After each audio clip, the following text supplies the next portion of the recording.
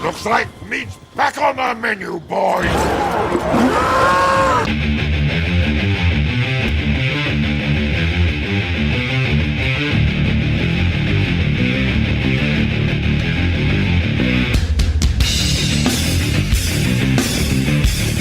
I'm late, I'm sorry. It's daylight savings. What can I say? It's my bad. Y'all ready to get dumb? Let's all get dumb today.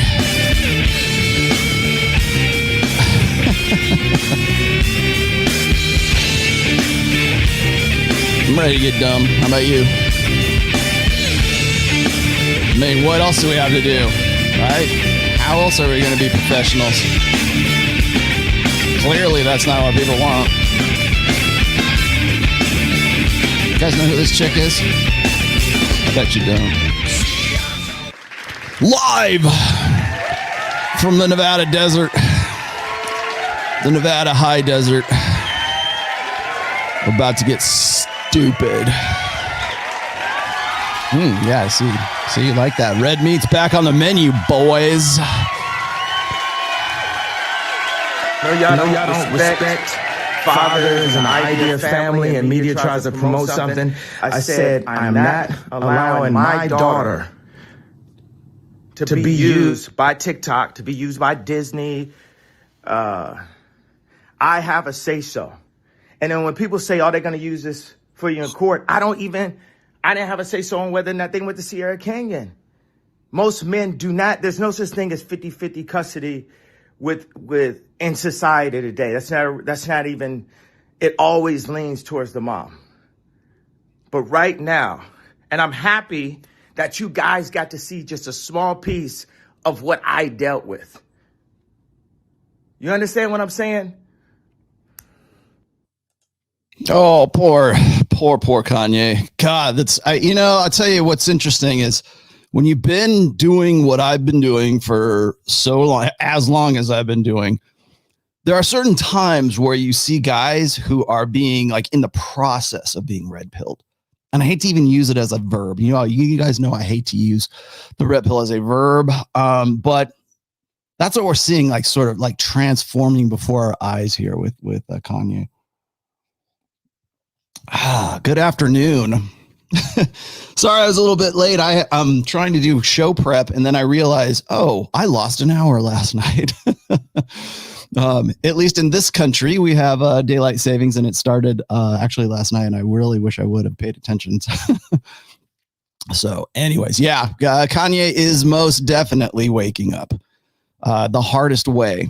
And I wasn't even going to put that in there, but like somebody threw that in my Instagram this morning, and I was like, and you hate to see it, right? And it's not like Kanye was like a jerk about things. It's not like he was like openly like super blue pill. He was just Kanye. And, now courtesy of Fresh, I now own some Yeezy foam from runners.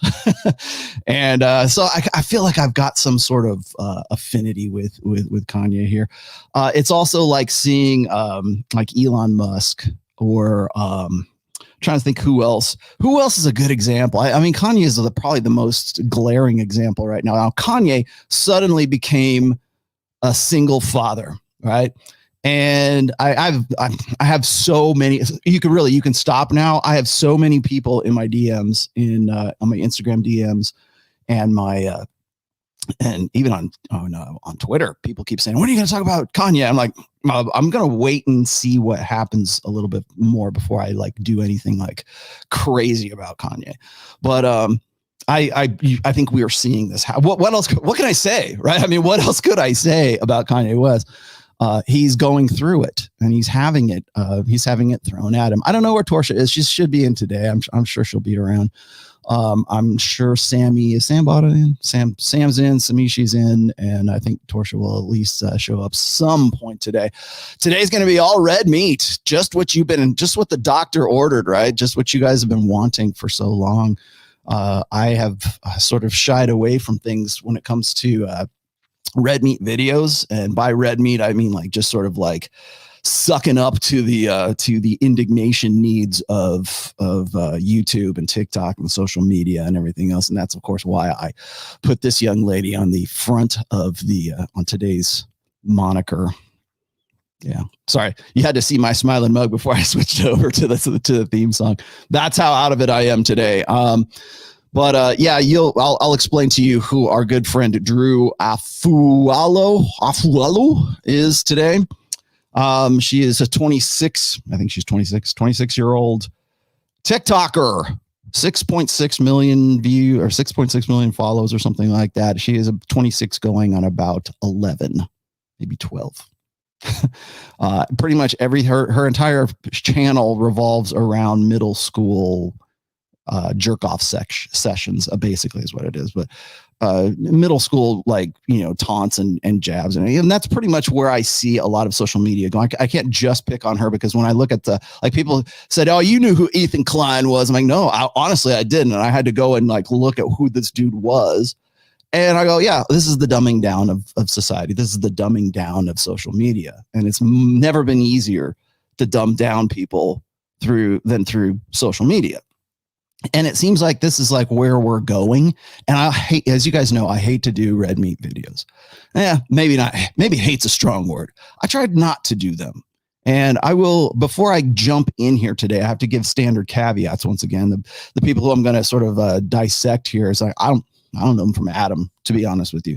So when people started showing me these videos of Drew Afualo coming at Fresh and Fit, or coming at myself, or coming at other creators too, by the way, not just us. I think Donovan Sharp is on that list as well.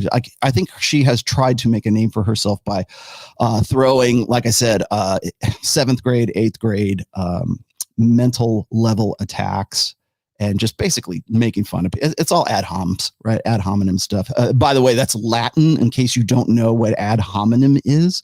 It's basically just calling people names and saying, oh, you got a ponytail, whatever. Right? It's just stupid jibes because you have no real, substance behind all that. And that's what I was going to get at here real quick. Whenever I do red meat videos, I have to sort of put this caveat out there, and my conditionality, my policies, right? Whenever I do a red meat video, I try to put some nutrition into the red meat. And when I say red meat, it's usually because that's all people want. I will get, if I were to go and do another video about Michaela Peterson, for example, or even if I did a show where I was doing a breakdown video of, and I was very tempted to do this, but if I was going to do a breakdown video of Jordan Peterson on Chris Williamson's show, which, by the way, was very well produced. I have to admit the production value of that was certainly there was a lot of money involved in that. I don't know if that was more Jordan than Chris Williamson, but for what it was, I mean, content wise, I take issue with a lot of the content that's on that. But as far as the production value, it was fantastic. But I could have done a detailed video. I could have done a breakdown and say, okay, here's why he's wrong, or here's what I disagree with, blah, blah, blah, blah, blah. Okay. Or I could have done something about Michaela Peterson recently, because of course she pretty much confirmed everything that I was talking about throughout the last half of December, all of January, and God knows how far into February, until before I let it go. I was like, you know what? I'm just, I know that she's going to be on Fresh and Fit. I know that whatever. I don't want to screw anything up for anybody else. And it's like, is it really that big a deal to me to go and make an issue of this stuff? I always use those opportunities to sort of illustrate red pill principles, but that's not what people get. They never want that. They're like, oh, Rollo, you must be obsessed with Michaela. You must want to secretly bang her, because otherwise, why would you be talking about her? Well, then she'll go on The Roommates, or then she'll go somewhere else, or then she'll go on Danica Patrick, by the way, and not actually, say my name. Not actually say my name, but we know who you're talking about, Michaela. Really, what's interesting to me is I didn't realize how significant that relationship, how significant that interview was to. Would you like me to tell you how to find your passion? I'll tell you how to find your passion. Back health. Get into healthcare. There it is.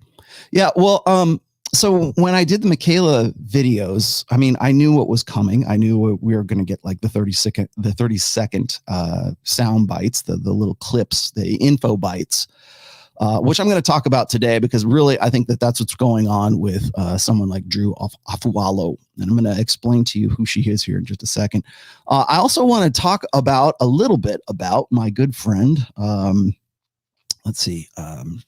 Taylor the Fiend, who I actually very much like. And I know Taylor's got some good, he had some really relatable videos to the one I'm going to sort of dig into today. I don't know that I would call Taylor a red meat sort of vendor, like a chick talk vendor, right? But definitely made a name for himself, sort of doing breakdown videos of chick talk girls, right? And I was doing that for a little bit. And I know Ryan has been doing quote unquote chick talk, TikTok, videos. I did it for a little while, and then I was like, is this really what I want to build a reputation on? And the answer was no. I write books. I am far more analytical. Yes, I'm an old guy.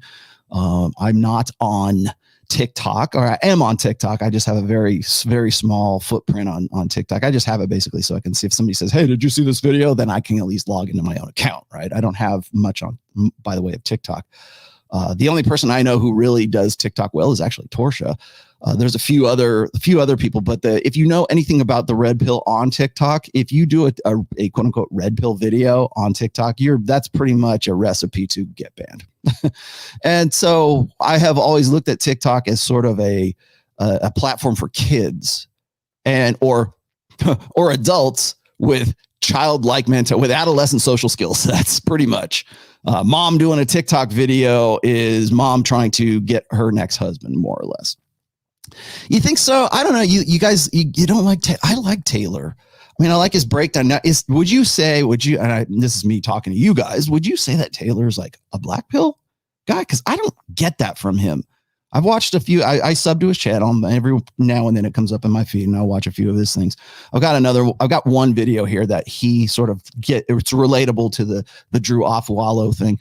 And I'm not going to get too deep into the Drew thing because I'm going to be in Miami and I'm going to be doing a much more in-depth show on female promiscuity and on what are the sort of the advantages or so the advantages and the disadvantages of female promiscuity, right? People say, what do you mean advantage? Well, there are, but they're not the ones you think. You think Taylor? Okay, so what are the votes here? Is Taylor more red pill or is he more black pill? Taylor the Fiend, by the way. I think somebody had mentioned he was black pill, but I don't get that from him at all. So yes, I will be flying out to. I got some other things I have to do out there as well, but I will be. I'll be in Miami on Tuesday and I'll be flying back on Friday. So it's only like a 4-day trip just to like take care of some business. And while I'm there, I'm going to go do a show with Myron on a Wednesday night. So Wednesday, by the way, here's your kicker here. I won't be doing a midweek show this Wednesday, but I will be on Fresh and Fit. So I'll be promoting that. So your Wednesday show will be on Fresh and Fit. And we're going to be talking about this in much more detail, I think. And I think, what's interesting to me is like when I talk to Myron, I think Myron would really love to be able to do shows that are a bit more substantial. And like when I went on there the last time and we had some really great conversation. I mean, we yuck it up more, we have fun when we're on there. Don't get me wrong, but we talk about some serious things as well. Like if you guys saw the quote unquote grape culture video from back in August, he was just mentioning that recently. I think it was last week on a midweek show. And he was also talking about the show that we did last June, where we were coming up with the stats and we're showing the studies and we're showing like how do these red pill crazies come up with this stuff like the Pareto principle and 80-20 and in this case it's going to be stats about marital happiness or the effects on women after having a lot of partners, body count. And that's what we're getting into today, really, is body count. I'm going to talk about that as well. I've done shows like this before. I did a show called Saving the Best, I think. It was named after an essay that I did on my blog, The Rational Male. And I believe it's also I'm pretty sure I included that essay in Positive Masculinity in my third book. I'm going to dig into that a little bit today, too. But I I don't want to go too far in because I don't want to give away. I don't want to like make the show sort of useless on Wednesday, but I did want to touch on the Drew Afualo thing. I'll play the video here. I couldn't actually, I'm going to have to stream it from here. So let me just, I can't stream it from my, let's see if I can do it from the Chrome tab. There it is. All right, so this is Drew Afualo here, and this is her critique of something that I said, and you'll see just how I guess sophomoric this is here. More sexual partners that a woman has had, the higher the incidence of divorce, the higher the incidence of marital dissatisfaction, the higher the incidence of infidelity. I've got the stats to prove that. So I've been sick with the flu for 3 days, so I'm gonna make this quick. First off, you look like every middle school band teacher ever. You look like you make your own trail mix. Do you wear tebas? You seem like you would. You look like the dude who's digging through the trash at the beach all the time. Sick necklace. So fucking cool. Everything you're saying is dog shit for multiple reasons. The first being that there's no statistics backing up anything you're saying. That's not backed by science. That's backed by your own fucking prejudice. The irony is that every time men. Sorry, let me give me 1 second. I gotta pull the audio here real fast for you guys. For a reason it doesn't like the echo cancellation. Okay, there we go.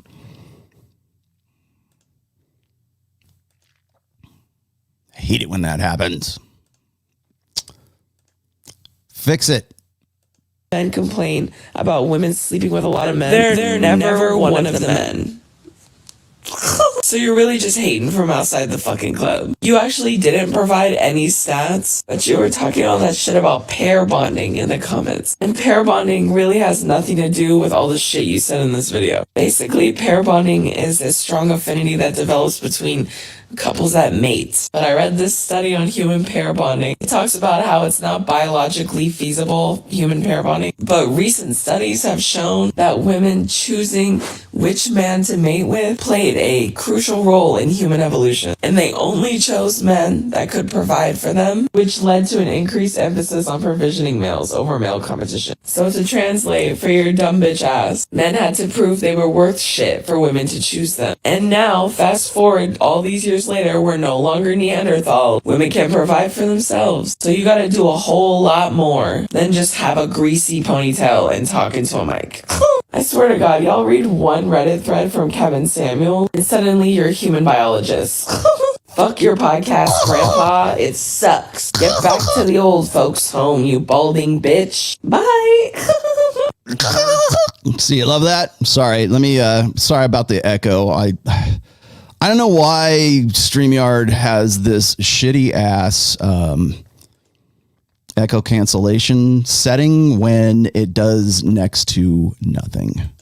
There you go. All right. Much better. Now I think I'm all right now. We're good now? We're good now. All right. Well, you get the idea. All right. Hey, I even wore the necklace for it. I was like, where the hell did this come from? I have not seen this clip in a very long time. I think I was talking about, I think this was actually from the video that I did. By the way, I'm going to get a sound drop of that. That's too good. That's as good as this. Hey y'all. I'm going to definitely, you earned the sound drop there, Drew. So let's back up a few bits here. Okay. That's about a 45-second video. I don't think it's even a minute. Yeah, she isn't. Yeah, she's a complete idiot, right? Thank you very much. I'll put her back up here in just a second. Don't worry. We have other things to talk about, but this is you have to remember now. Let's rewind the tape here a little bit here. Okay. Drew Afualo started her shit on March 24th, 2020. She is now up to, thank you, Sarah. You're too kind.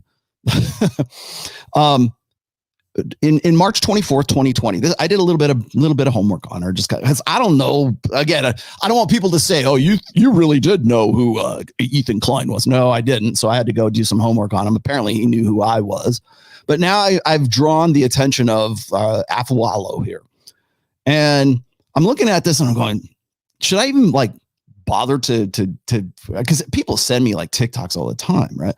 And I'm like, should I even bother to respond to this? And then I looked at it and she's got 6.6 million followers on TikTok. And I'm like, yeah, maybe I'll hit this one. And not because it's like, oh, you're trying to like ride her coattails or something like that. No, that's the thing is like when you are putting videos out there or when people see you as sort of this brand of me or this personality or I will tell you what's interesting. I will guarantee you, I will bet $10 right this way. Here's $10 on the table. I will bet you good money that she has never seen the full video of the clip that she just talked about. Guaranteed. 100% guarantee you that. She did not see that. She has never seen any of the videos where I have put out those stats and everything else, which I will on Wednesday with Myron. I'll actually show a few here in a moment. But I love this part where she's talking about, oh, well, that's not pair bonding. Okay, that's the new hotness, by the way. And I was talking about this with some of the ladies that follow along with me here. And I'm like, where are we coming up with pair bonding? Like, why is this like the new buzzword or the new buzz term? And it's the same kind of shit that I was dealing with when I was talking about, like when we're talking about alpha males or beta males, or we're talking about red pill or blue pill. What does that mean, right? Those are abstractions, first of all. Like, you've heard me say this about a billion times, all right? A billion times that alpha, high value man, all of those are abstract terms. Okay. Those are placeholder terms. I know it's really hard. I know it's tough for a high school graduation level mentality to wrap your head around this kind of stuff. It's hard for children to think in abstract terms. Okay.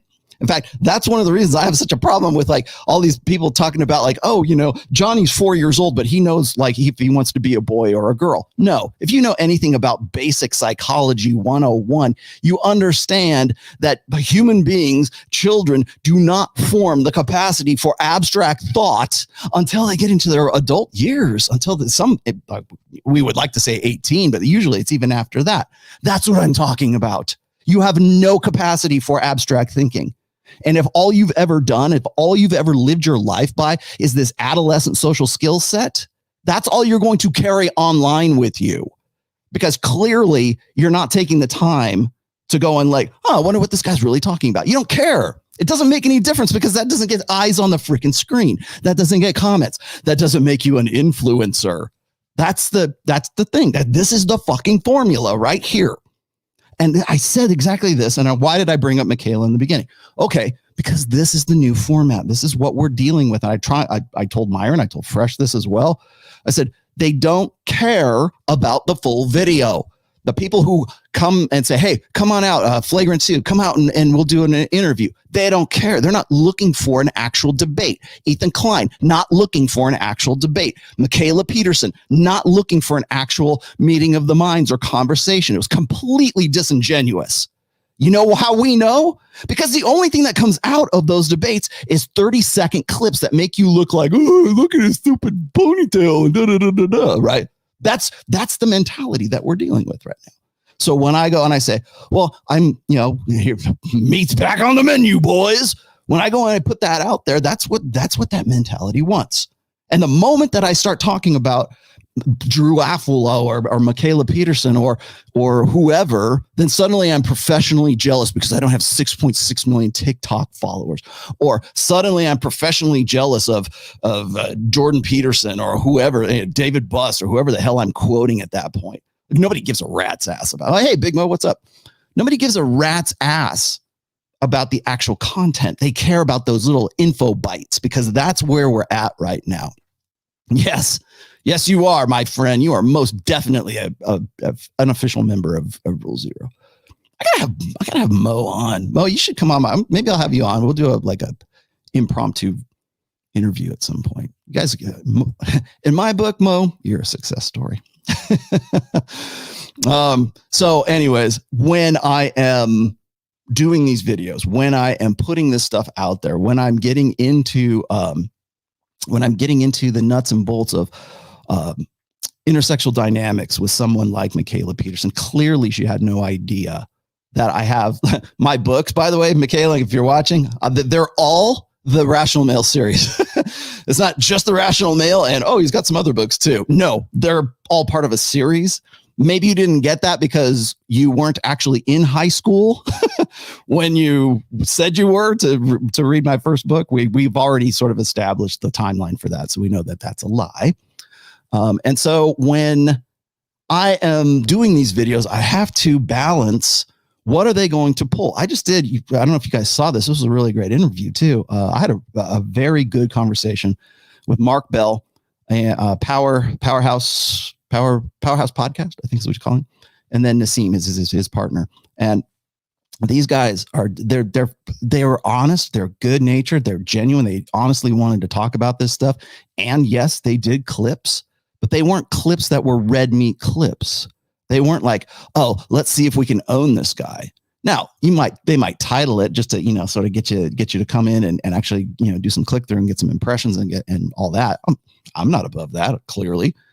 But when you get into the 30-second, 45-second clip and you go, oh, this is a YouTube short. Oh, this is a Instagram reel, whatever. At least they're not trying to like run me up the flagpole, string me up, right? Because I'm not giving them anything they can string me up for. But when you go on with disingenuous podcasters, and this is the new formula, this is the new template, this is clearly what Drew's audience wants to see. Oh, she's going to talk about this old misogynist. Like that's that nervous laugh, which by the way is pretty much her character. That's if you go and we'll see if I can see this here. Sexual partners that a woman has had. Wait a minute. I don't need that one. Wait a minute. There we go. Anyways, if you go, I'm not even going to give her the link. If you go to her TikTok, by the way, easily findable at 6.6 million followers. If you go and you look at her TikTok, you will see exactly what I'm talking about. She basically made a name off of 30-second to 1 minute clips about like, oh, here's why Myron and Fresh are wrong. Here's why Donovan's wrong. Here's why. But it's not just here's why they're wrong. It's not even mentally like cogent. It's not even a coherent sentence, much less any kind of like valid argument against anything. So let me explain something to you here, Drew, because I know you're going to be, where are we at, 27 minutes? I know you're going to be watching this. So let's explain a few facts here. When I was doing that video, trust me, this comes from 20 plus years of having researched this stuff. We're not just pulling this out of our ass, but it sounds like we are. It sounds like we are to the children that follow you. Okay. The kids, the girls who are, by the way, struggling. And if they're not struggling now, they will be struggling very soon because they have what's called a digital footprint, just like you have a digital footprint and I have a digital footprint now too. Well, the problem is for women, their sexual past is intimately linked with that digital footprint right now. If you have an Instagram, if you have your pictures, and trust me, you think you deleted them off of Instagram, they're there in some way. Wayback Machine, there is an archive of them. Somebody saved those. Somebody did a screen cap of those. Just trust me on that one.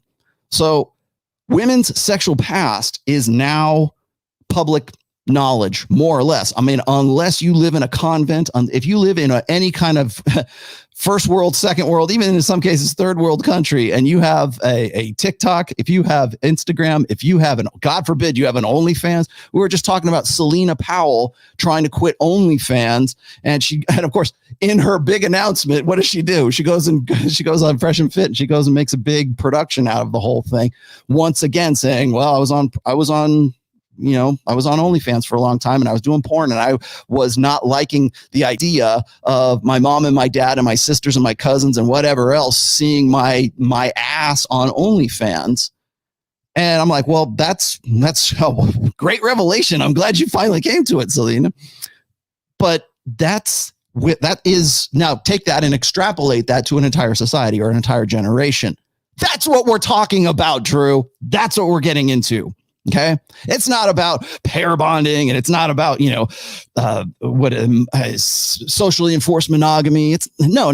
We're talking about your digital footprint and girls' digital footprints. That's really what this boils down to. Now, I can get into the nitty gritty and show you the stats about how women who have more sexual partners are less able to have strong pair bonds or are less able to emotionally connect with their long-term partner. I can show you those. In fact, you don't even have to believe me. You can go to the fucking Atlantic.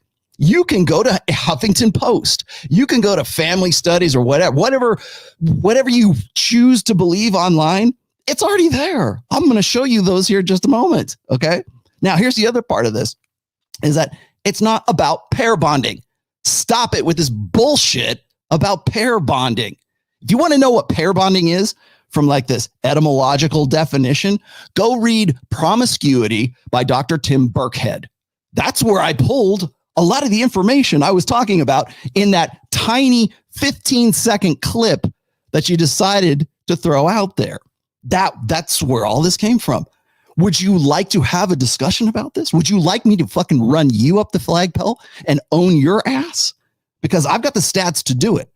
In fact, I will be happy to do that. We're going to have a very elaborate plan to do this on Wednesday, right? With Myron right now. But I figured I better get into this right now just to give you a little bit of a teaser. This is not just going to be about her today. There's other things going on. But just saying, I got the stats. If you really want me to show you the stats I'll give them to you. Now, here's the most important one. Let me see if I can go. Let me just go grab it real quick. I've got it logged up. Let's see. Where did it go? Okay. Oh boy, this is going to be awesome. Where is that? Here's that. And here is this. Oh, I already had them on. Did I already have them on? Hang on. I've got the stats here from, let's see. Some of this is GSS, a general survey study work. Let's see. Let me see if I can put these up here for you. I was just going to put them in as overlays, but maybe I'll just put them on the side now because StreamYard's acting a little weird today. Is this the one I want to show? Let's see. Percent of women that are sexually active, 15 to 44. Let's see. Number of non-lifetime marital sexual partners. Would you like to see that one first? Sure, you would. Of course you would like to see this. By the way, when I was looking this up, I was like looking at promiscuity rates by country at one point. Here it is. This is a really good one. Okay. I don't know if I can really blow this up. Okay, so what this is what is he showing this chart for? That side right there says percent of sexually active women age 15 to 44. By the way, this is CDC information. Sorry, my bad.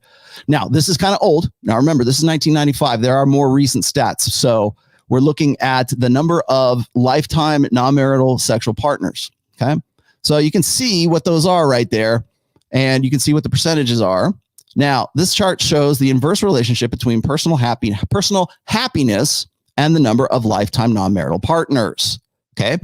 Remember, when we're talking about pair bonding, when we're talking about happiness, when we're talking about marital stability, this is all self-reported. Okay.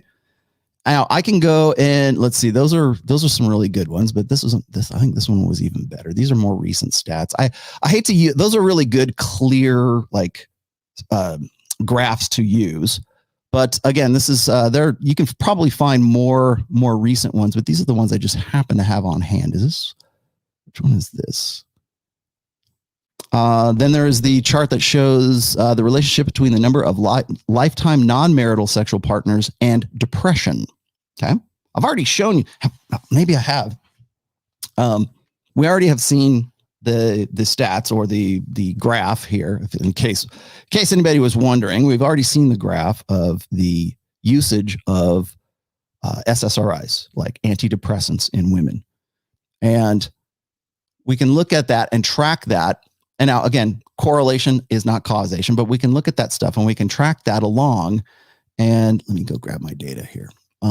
We can track along with that and see where the increase or where does the spike begin and why is, and really we can say, okay, well, what are we going to correlate with that particular spike? Here it is. This is the antidepressant one. Like this one is amazing. Everybody's blown away by this. Like I put like women who've never seen this before. Like where'd it go? There it is. Women who've never seen this chart before. This is demographic of long-term antidepressants. Older white women account for 58% of adults who have used antidepressants for the last 5 years. Okay. This is the New York Times, and this is recent too. I believe this was 2019 or 2020. That's an incredible spike. And even in other demographics, it's still gone up. So even minority men, minority women, young adults, white men, but look at that spike. And this is people who have used antidepressants for at least 5 years. So from where is it? 2010 up to 2020. That means they've been using it for at least 5 years. Okay. So what can we infer from that data? Okay. What can we infer from that? Now let's okay, since we're right here, let me go. I was going to use these as overlays, so my bad. Here. There we go. That's better. This is sort of a collection of data that I pulled from over the years, but I kind of cobbled it together. I apologize for the crudeness of this model here. There we go. There you are. Here we go. Now we got something to work with, right? These are printed studies too, by the way. I'm just going to throw that out there. Is ignorance blissful? The fewer partners a woman has had, the better she tends to view her marriage. Okay. Women with more experience may be aware of their alternatives, researchers say. By contrast, a man's sexual history has no effect at all on his marital happiness. Oh, imagine that. It's almost as if what that Rollo guy's been saying for so long is true. Men and women are actually different. Holy shit. I can't believe it. Let's see. What else do we have here? Chart number 2. Women who have had more non-marital partners are more likely to have a first marriage ending in divorce. Really? Really? You're goddamn right. Yes, really. Okay. And then let's look at these other, again, CDC, Census Bureau, Center for Family Studies, which I'm going to show you another, not an essay, but a blog post on them or research from them. Again, this is the 2008 survey. And remember, all of this is self-reported. So let's take this with a grain of salt too. We have to, if we're going to take it one way, I'm going to try to balance it out with the other side. So chart number 1, women who have had more non-marital sexual partners are less likely to be in stable marriages. Okay. If you had 0, look at the stability of your partnership right there. If you have 21 or more, then look at that. Okay. This is what I'm talking about here. I didn't say one. I will give you $10 if you can go and you can say, well, you know, that Rollo, and if I have referred to pair bonding in the frame that these chicks, everybody wants to turn it into right now, they don't want to believe the stats. They don't want to have it presented to them right in their face. So much so that they will create TikTok channels to go, because the need for denial is so intense. Now, last. Quality marriages.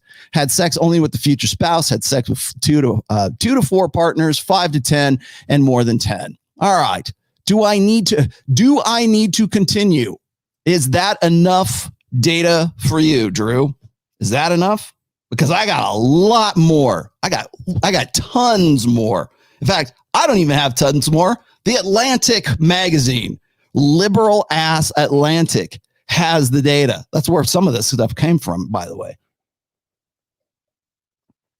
So does that imply pair bonding? No, because what you're doing is you're making the same fucking mistake about pair bonding as people do deliberately about alpha males. So when I talk, I'll be very brief. I promise I'll be very brief. When people give me grief about pair bonding, or they give me grief about alpha male this or hypergamy, hypergamy doesn't mean what you think it means. It just means, women have the tendency to marry up. Bullshit. I think this is welcome to the 21st century. We can expand the definition of certain terms. We're human beings. That's what we do. We can take a term and go, you know what? We could probably apply a different definition to that.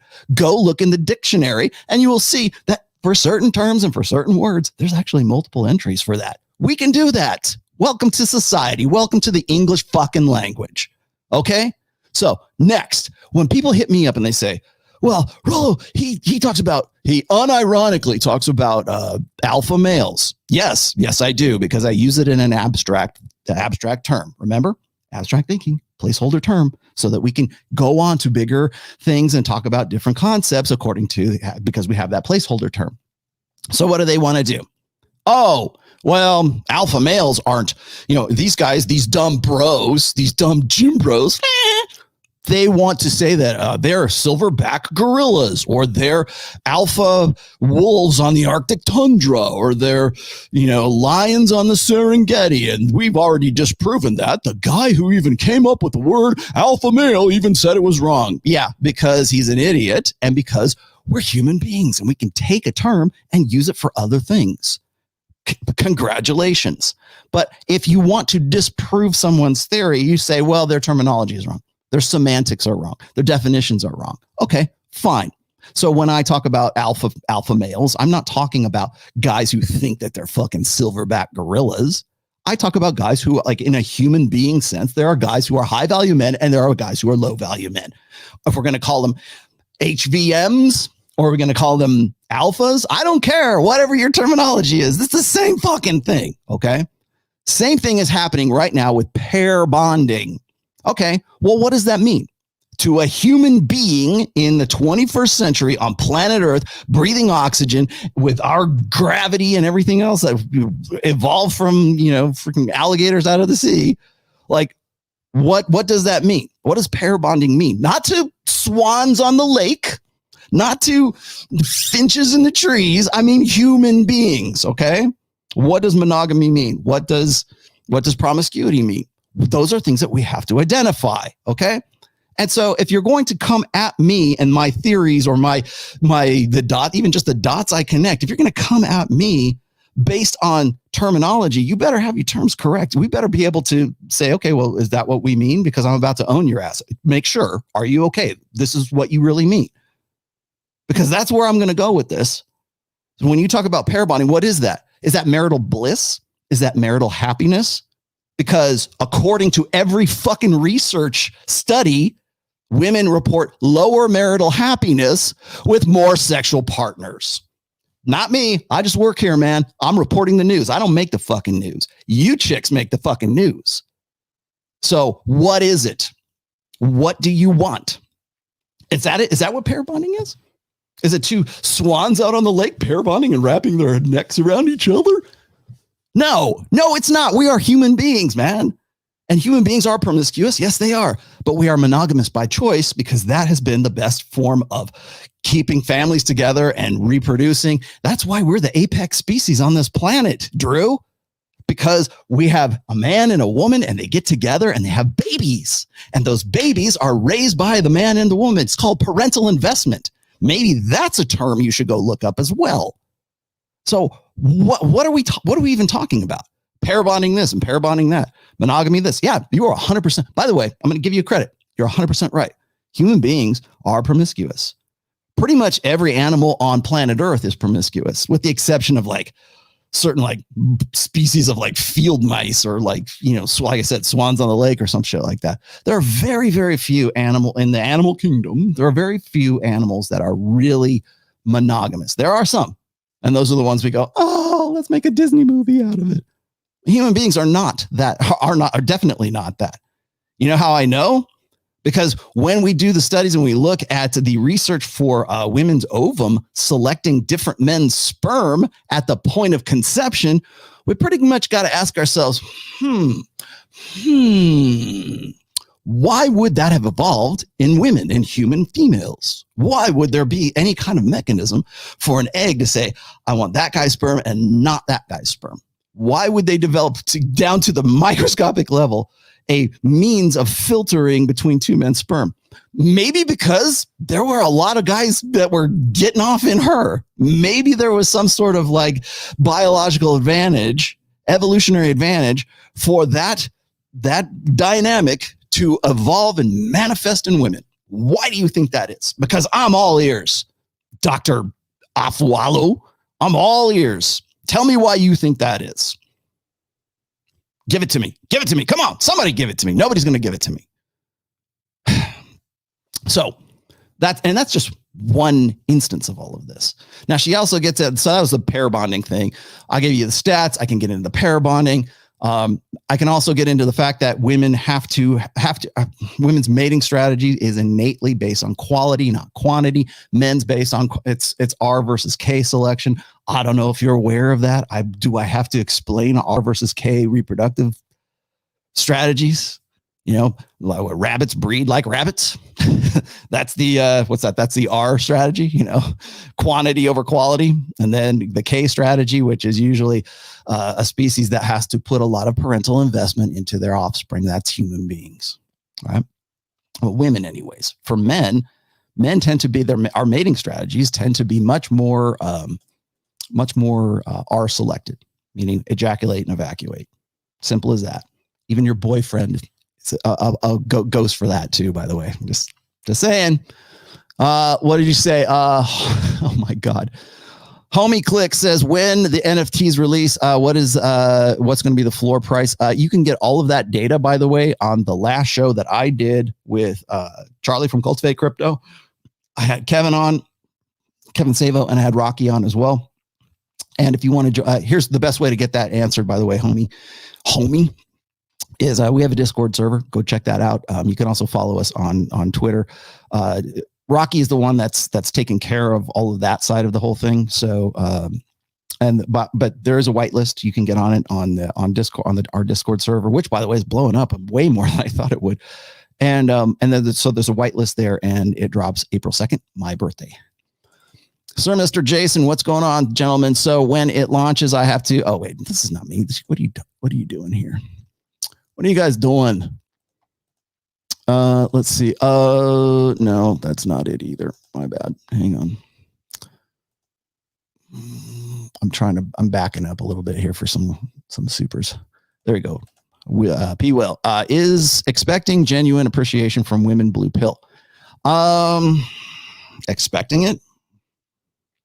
I don't know. It kind of depends on where that expectation comes from. Honestly, P. Will, similar to expecting them to love the way we expect to be loved.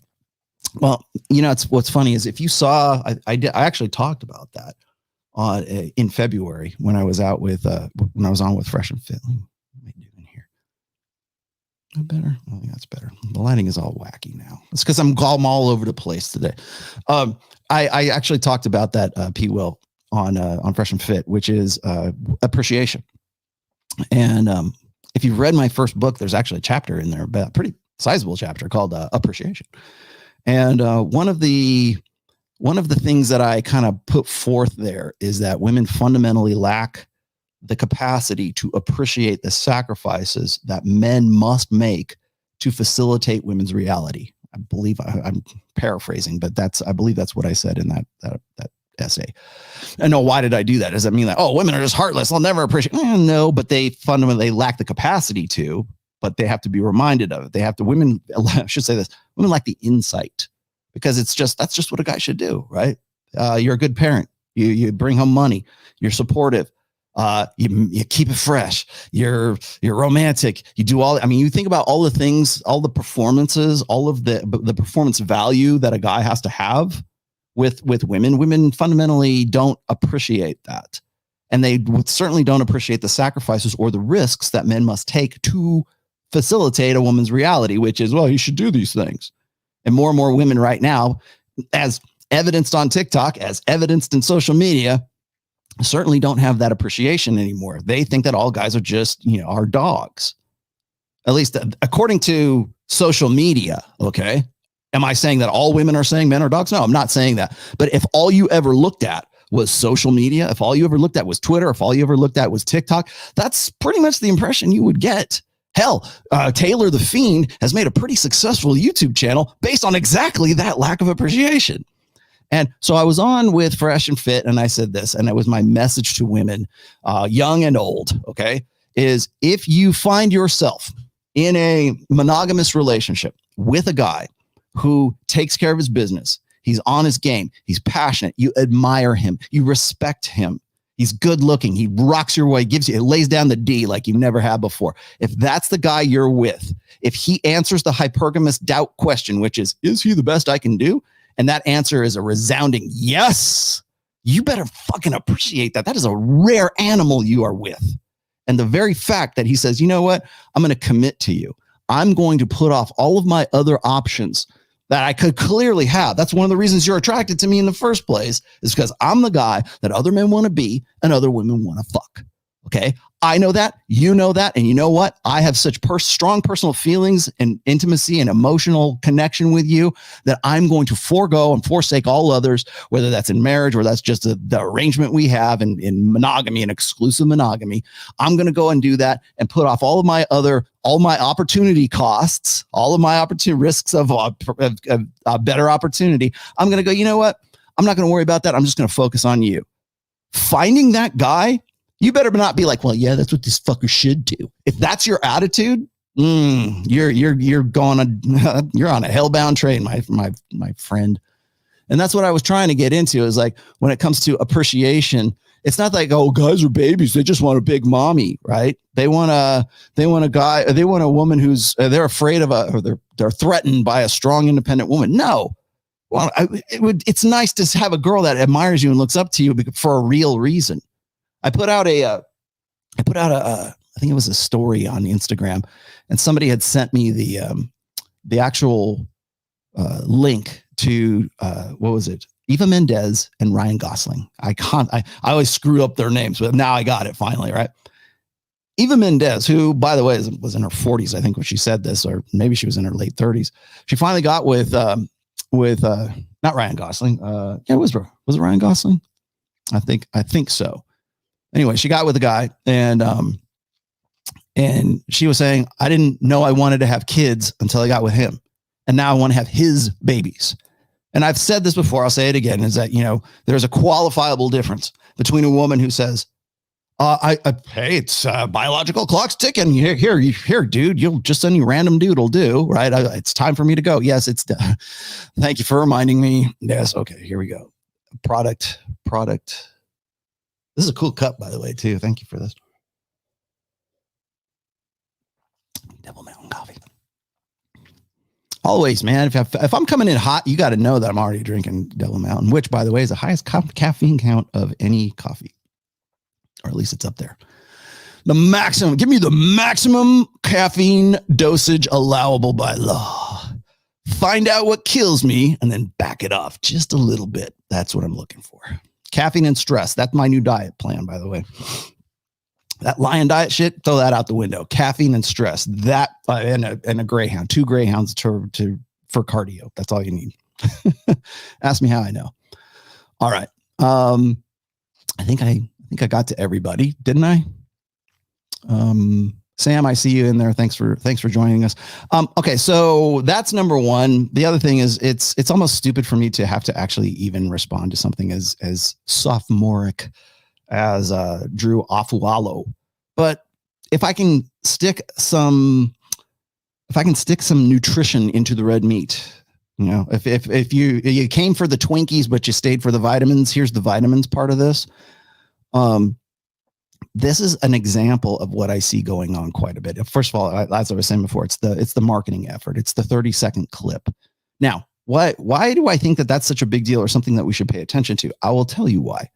I would, in completing the 5th book on game and dating and everything else, there is a section in there that is completely dedicated to brand management. And you probably heard me say this before, is that dating in the 21st century is brand management. Simple as that.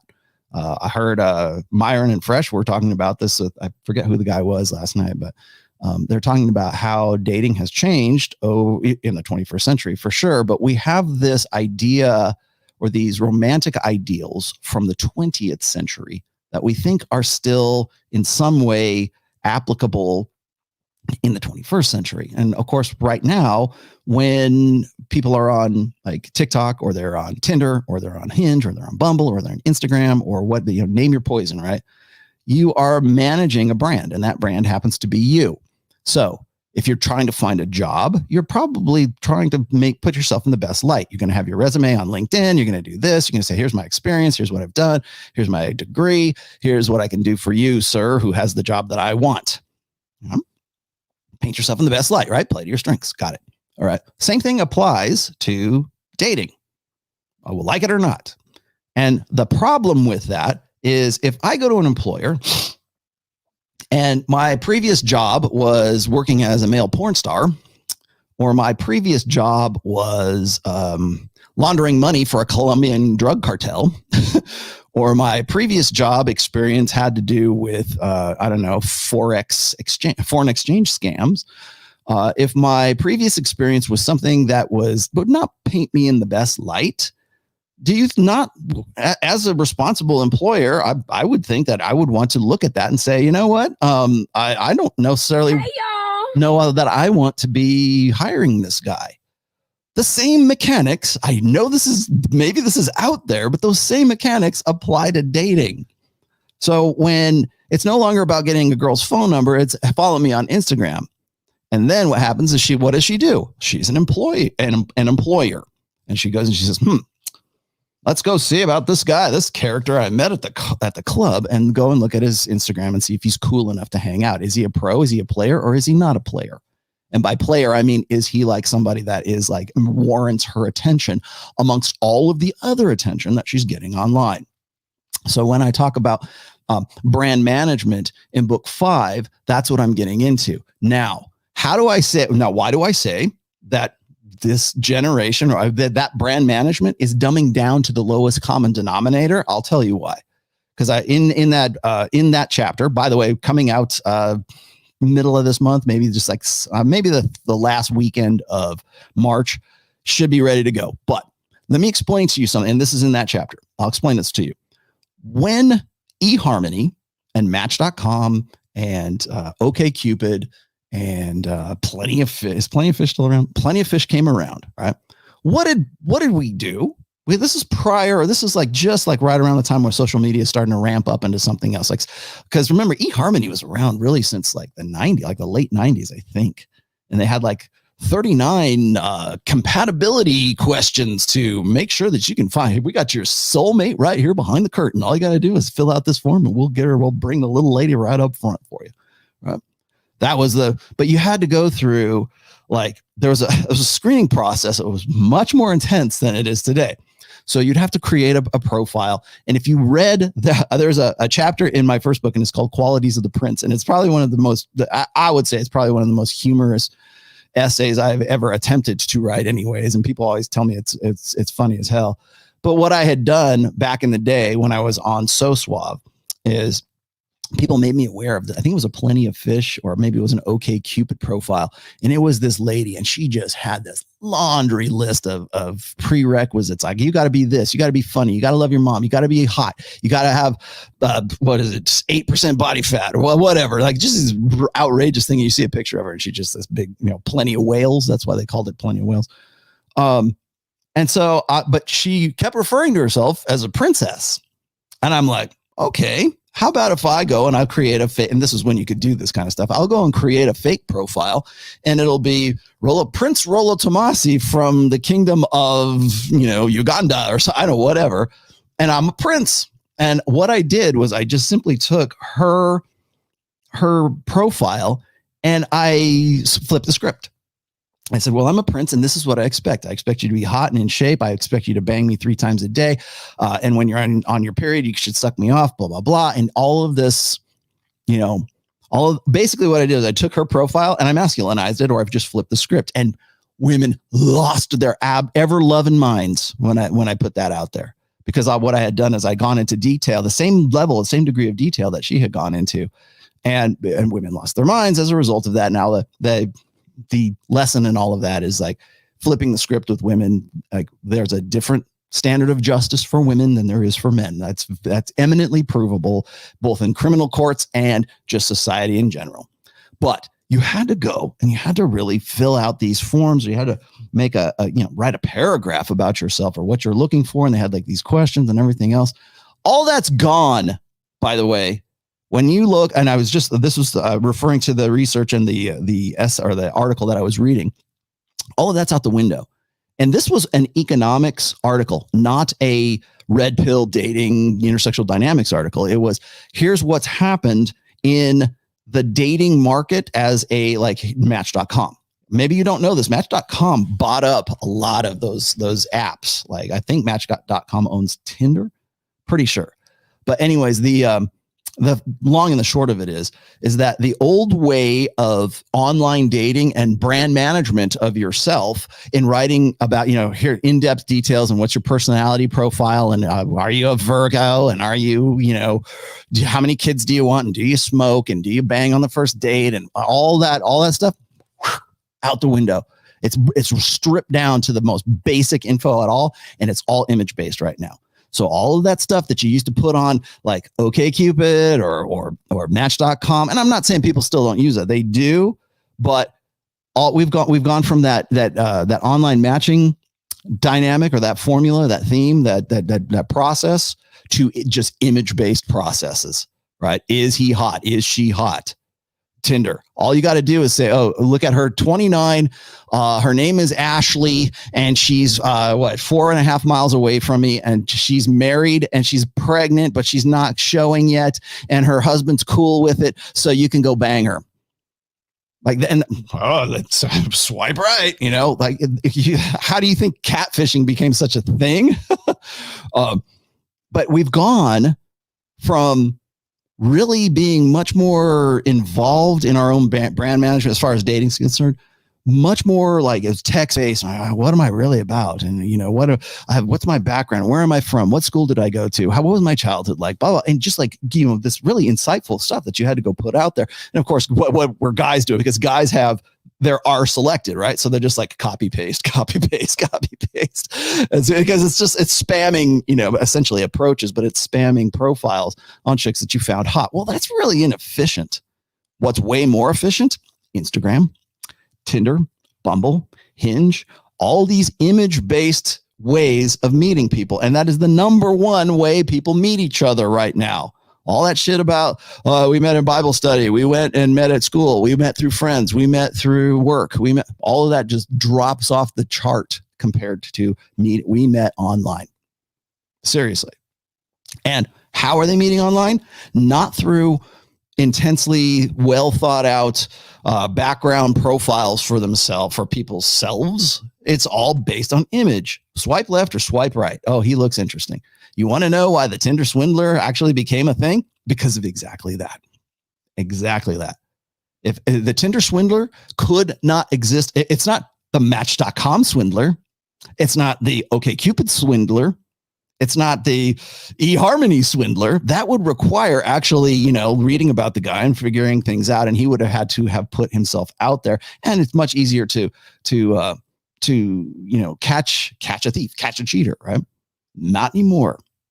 Tinder swindler exists because Tinder exists, and it's all image based, and it's all fantasy, and it's all emotional connection. It's all romantic ideals. That's why that exists, because we've gone from insightful brand management, thinking about ourselves, thinking about people who we want to get with even in a short term, even just, hey, let's same night lay, let's get together and bang. All that doesn't have anything to do with really any kind of insight or any kind of background on ourselves or on the people that we want to get with. It's all about instantaneous image-based 30 seconds or less. TLDR. No one has time. Ain't nobody got time for that. Ain't nobody got time for Match.com.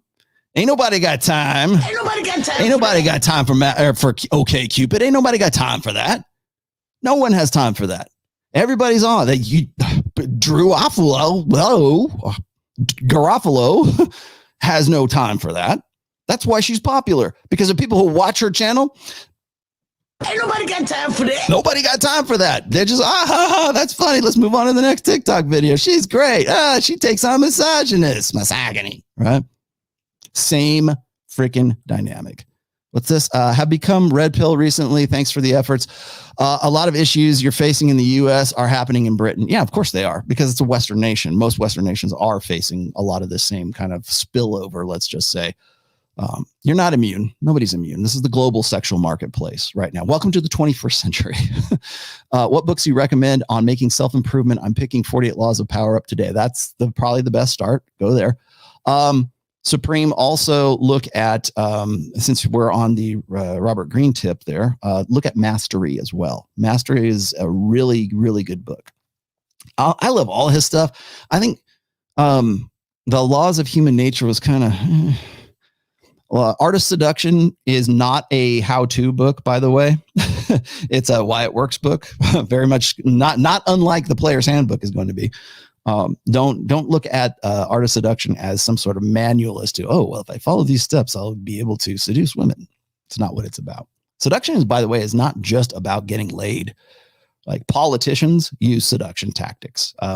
Salesmen use seduction tactics. You're probably your manipulative mother, your overbearing, domineering mother definitely uses seduction tactics. Is she trying to get after it with you? No, but she's trying to convince you of something. So it's not just about that.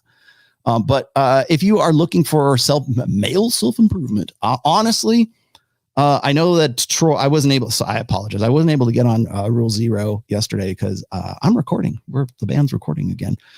And we've got a gig coming up on the 26th of March at the same place we were at before, which is, I almost feel like it's our home base now. It's like our home club, which is Alturas Bar in the worst part of Reno, 4th Street, Alturas Bar.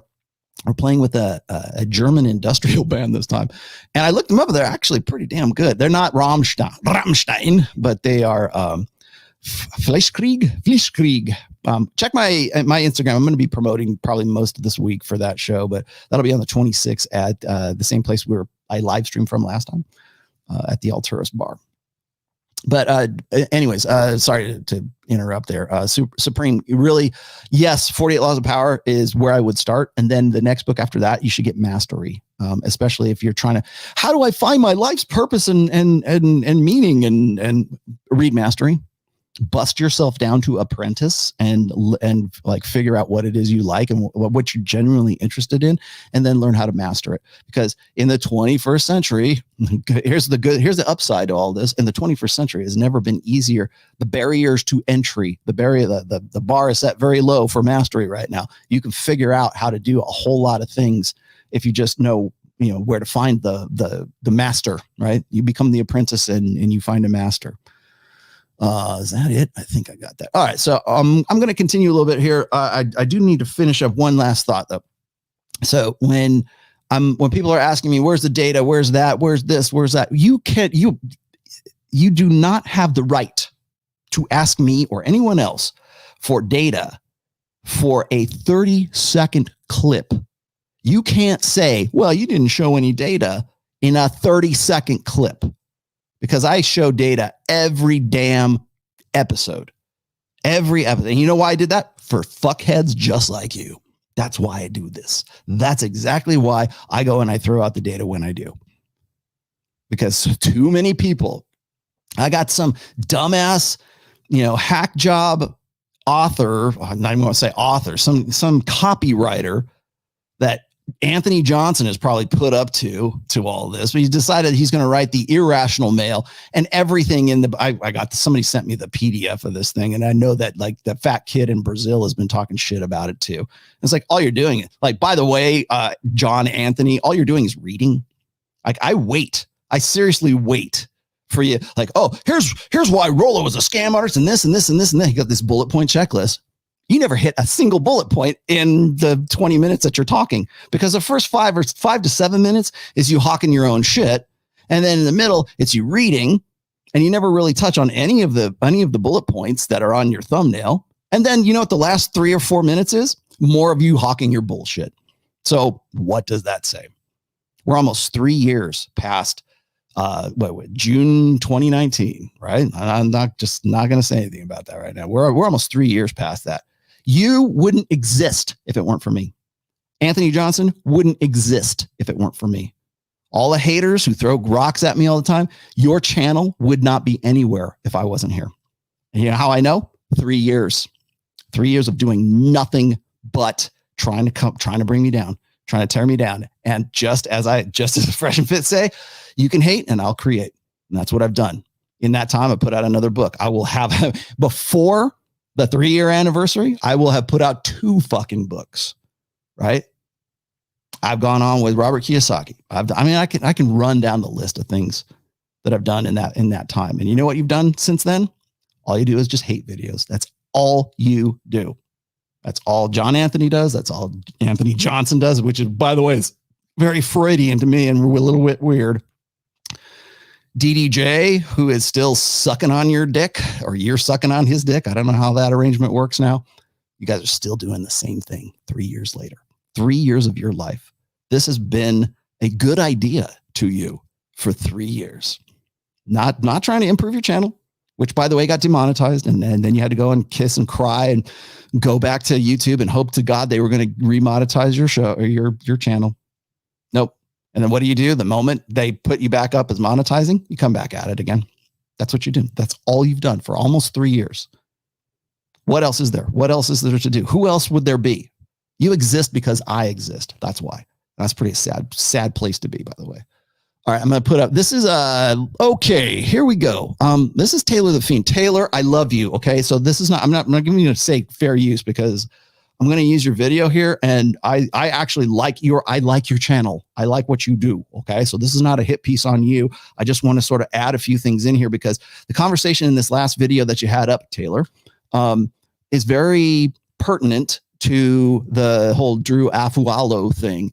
And let me see if I can put this one I could actually host. So let me go. The deliverers of males really should keep their goods in their pants. If we're on a first date and you let me have with you, you're definitely of low value. You're absolutely not worth my time. Why would I ever want something serious with someone who clearly doesn't respect themselves? Because males haven't been chosen by God to bear children, I'm actually not sure why every single one of them doesn't have a six-pack. There's actually no logical reason for that. If the hairline is receding, that is when I'll be retreating. The less money a male has, the quieter he should be. If you open your wallet and dust comes out, there's no reason for you to try to tell me what to do. Yo, what is going on, guys? That I wanted to show that one in the beginning. I'm gonna scrub through a little bit further, but a little bit of prefacing here. Excuse me, I'm trying to get my coffee going here. A little bit of prefacing here. The videos that I have seen Taylor do more recently have been like this, because that's what Drew Afualo has been throwing out, that she's basically built a 6.6 million follow brand off of, which is, oh, I keep seeing all this red pill stuff. I have no real knowledge. I have no real insight about it. I just sounds like it's something that I just don't like. So I'm going to listen to this for a little bit, and then I'm going to try to react to it. And that's pretty much what this girl's done in this video as well. It's the same thing that Drew's doing. It's a formula now. Oh, these guys have these catchy little rhyming phrases that say, I'm ejaculate and evacuate, right?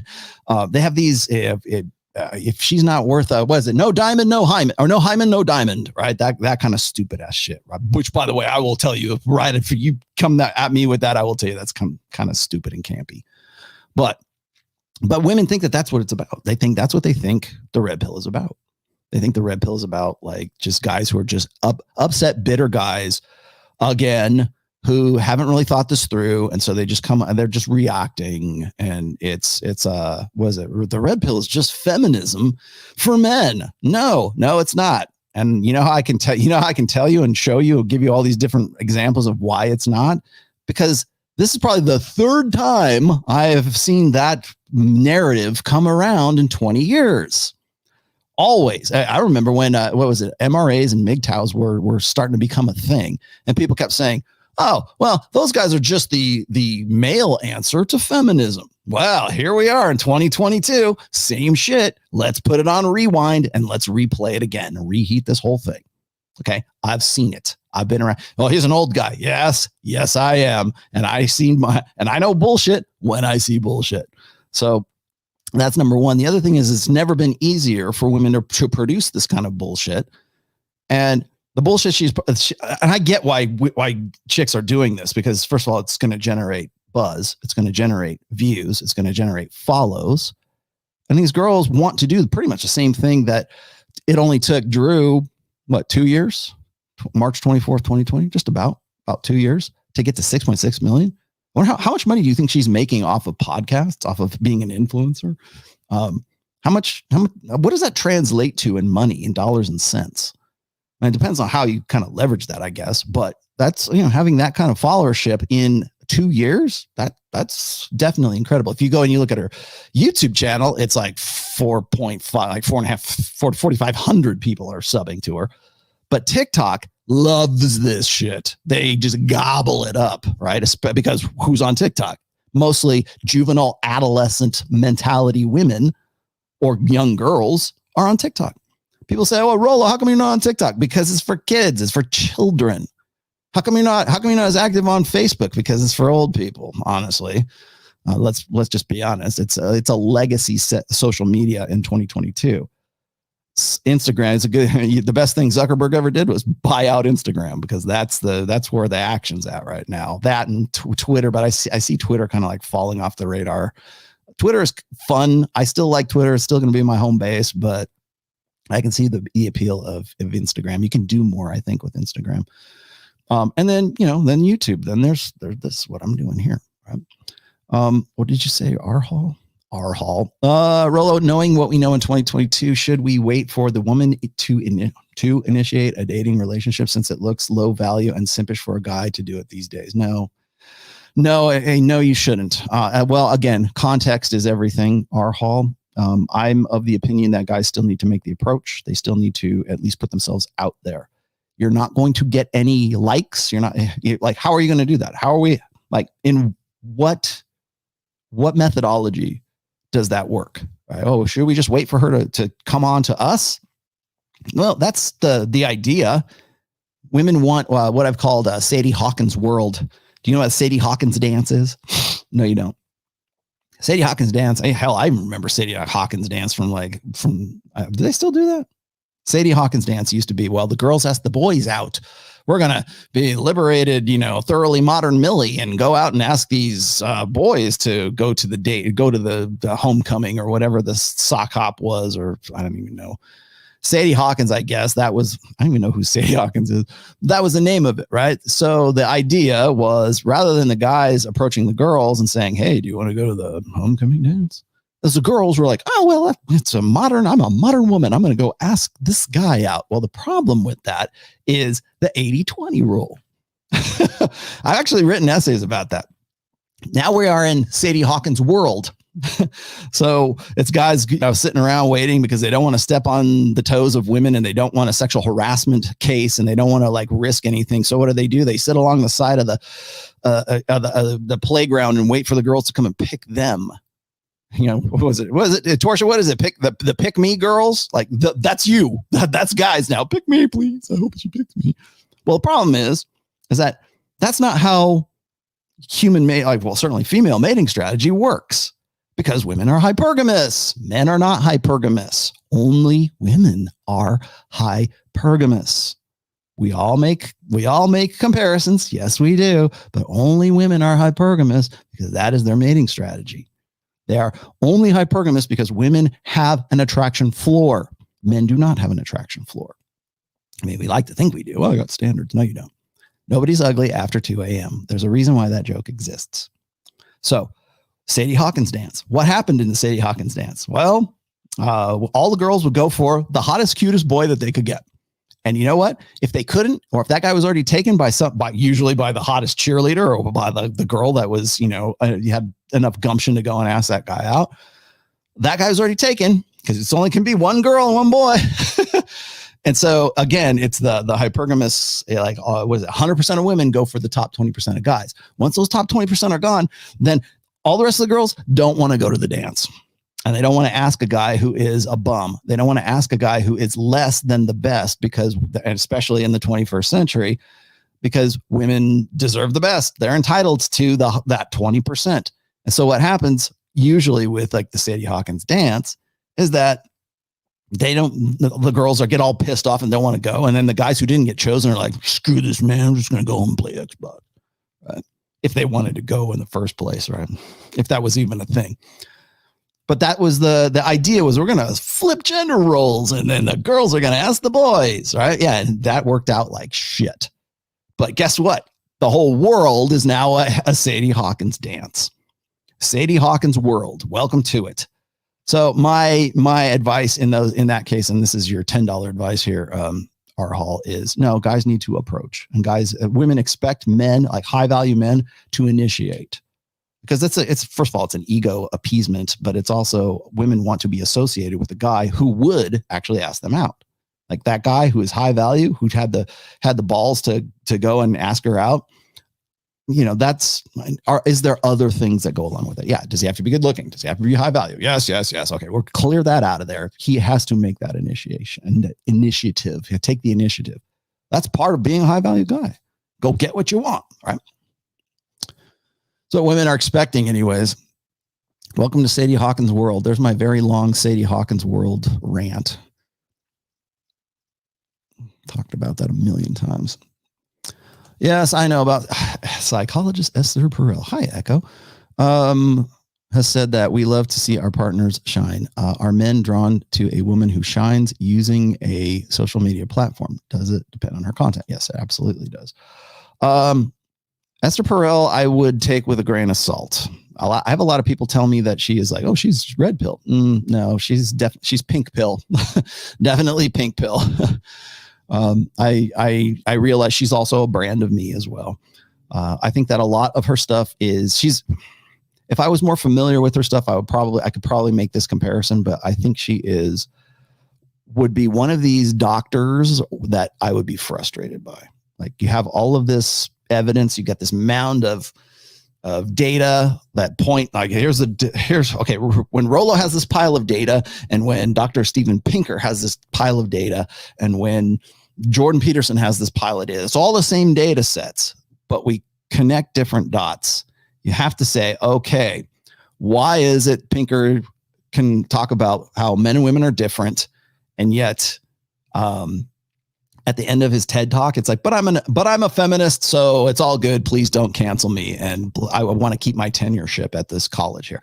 And then Jordan Peterson's, approach is the same data set, like, oh, men aren't living up, and they need to be masculine, and they need to and clean your room. That's what you get from this guy. And then when you go over to Rollo Tomassi, it's like, very unflattering to female nature. And if you just vary at your tone, or you sound angry and gleeful over this stuff. No, I am connecting dots that you don't want to connect. I would probably say the same thing about Esther. I was a huge beta dirtbag. You're a teenage dirtbag. I'm at a point where I'm building back value. I had an ex ruin my reputation. Do women care about a bad history? Not as much as you think. Like, for what? Like, what kind of bad history?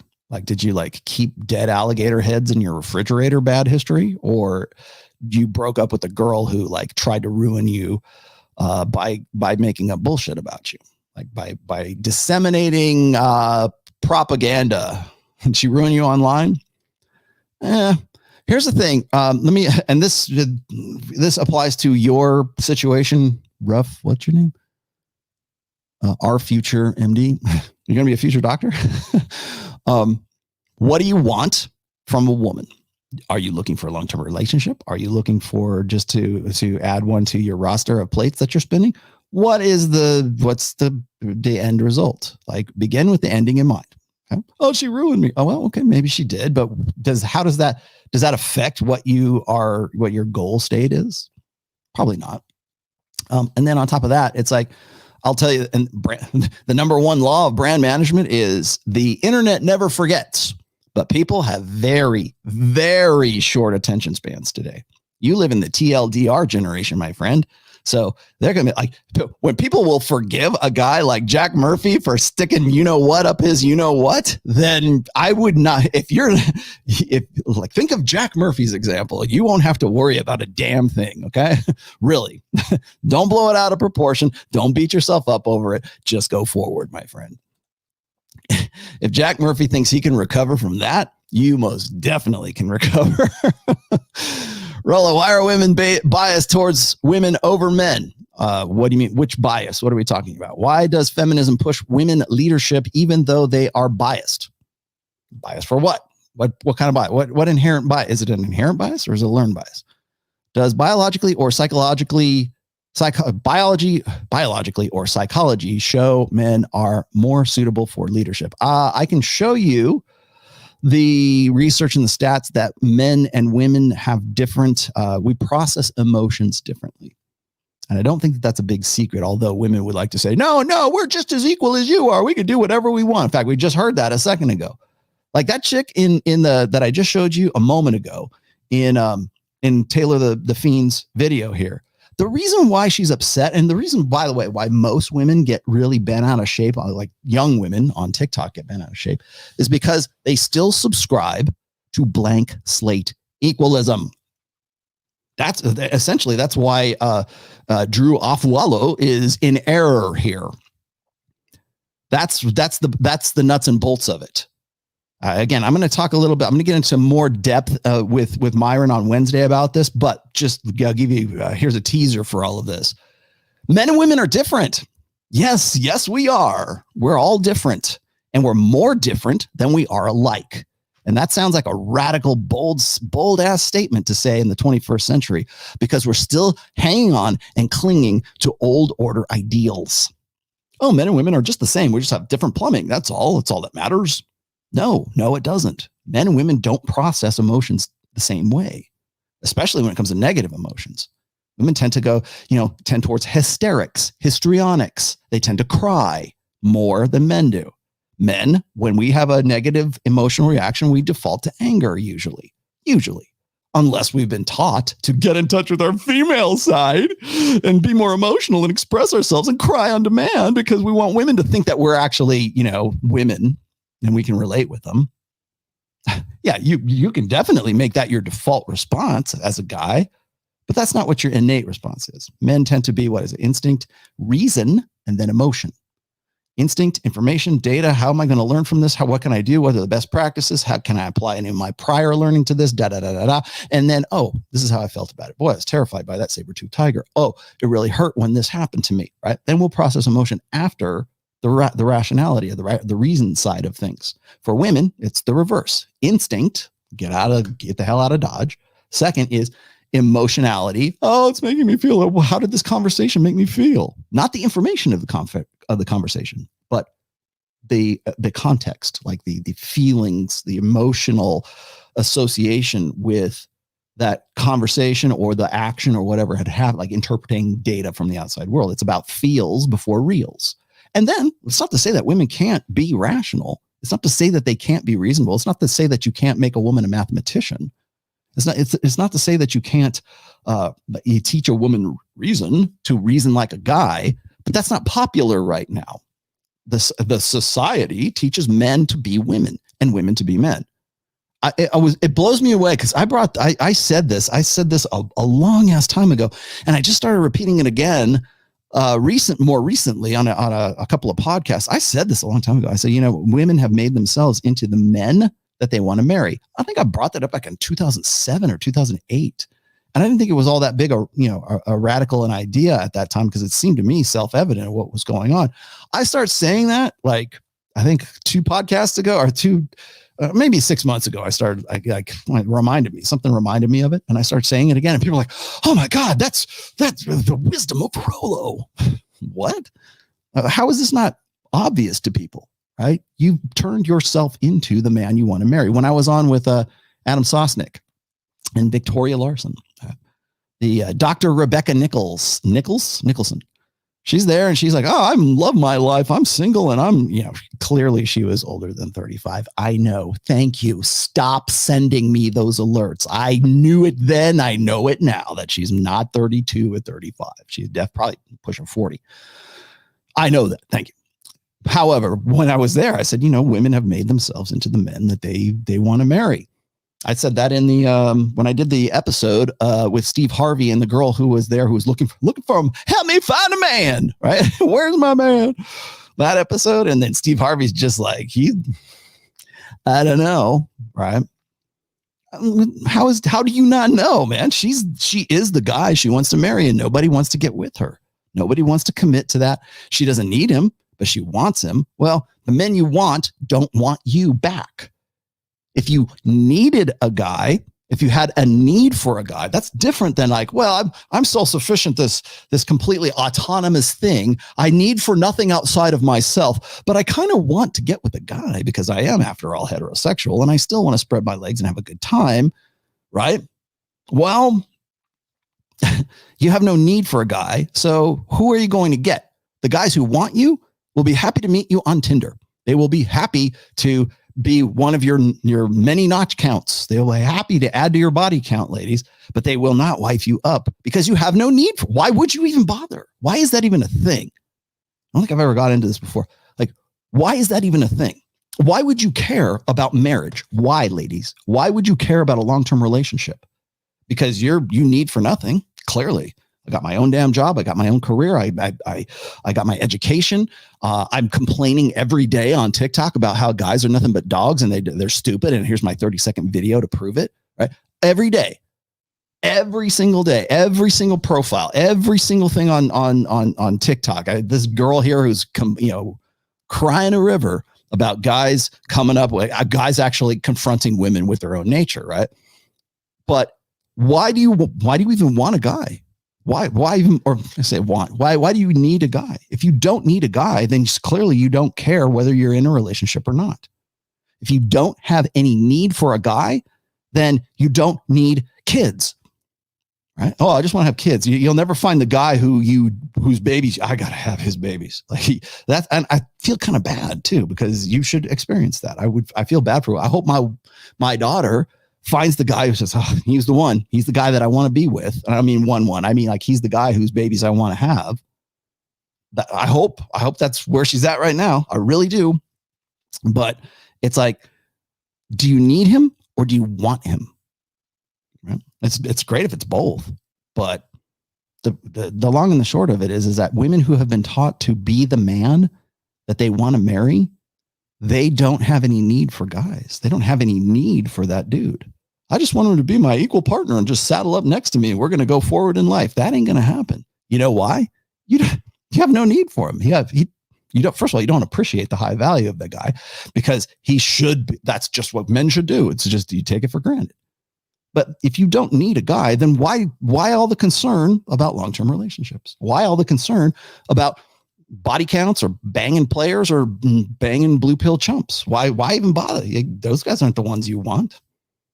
You're not about needing a guy. You're about wanting a guy. And the guys you want, welcome to Sadie Hawkins' world, right? The guys you want are the top 20% of the guys who've already been asked to the dance. So you're going, so what happens? Oh, well, I guess I'm going to die alone. Yes, you are.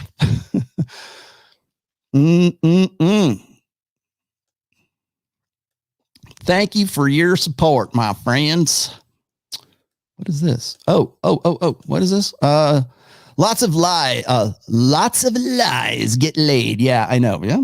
Well, it's better if they're not lies. Sometimes you have exaggerations. I don't lie. I just exaggerate. It might have been a little over the top. I can never tell. All right. Let's continue with Taylor, because this is really good. He had some good. I'm not going to show the whole thing because it's like 15 minutes long, but I do want to dig into some more of this because it's indicative, I think, of this mentality that Drew Afualo is part of right now.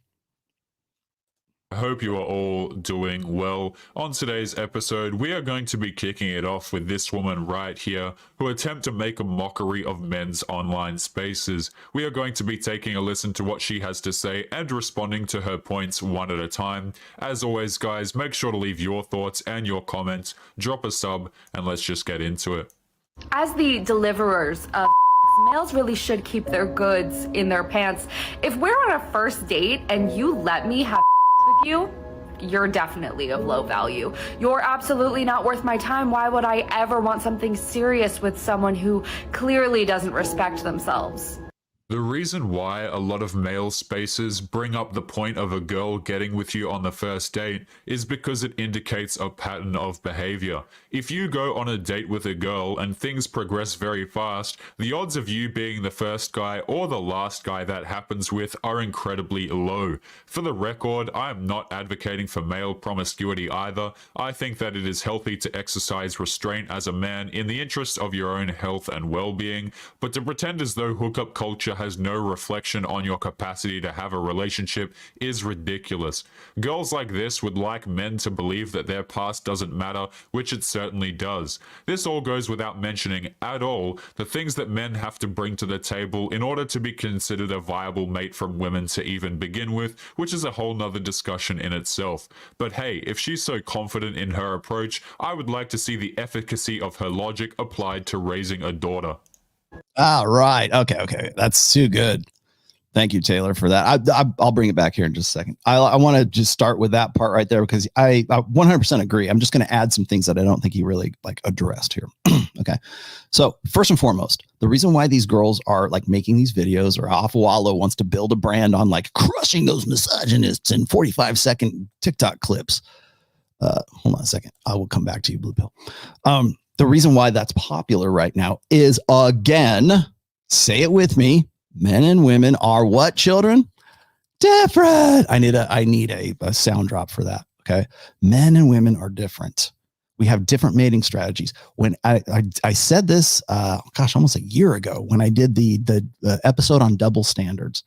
Women think they own double standards. Ladies, let me be the first one to break you of that illusion. You do not own double standards.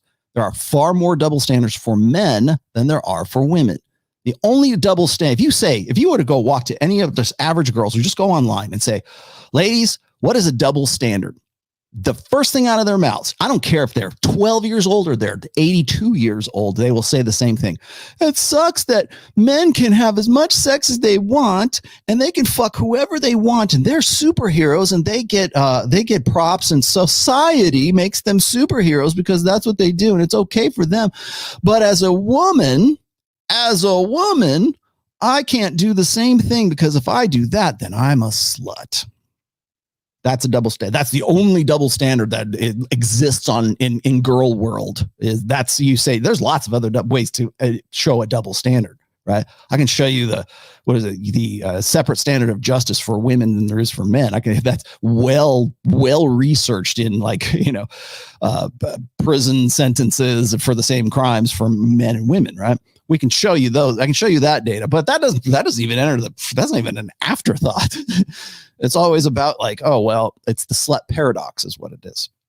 And the slut paradox is men can go and bang whoever they want and they're still good. And then women can't because they become sluts if they try to live like guys. The only reason that is in any way offensive to you, TikTok girl, the only reason why you won't get upset with me, the only reason why you want to talk about pair bonding or you're upset with the data that comes out that says, women have a tougher time pair bonding or having happy marriages, depending on how we're going to term and what term you happen to use.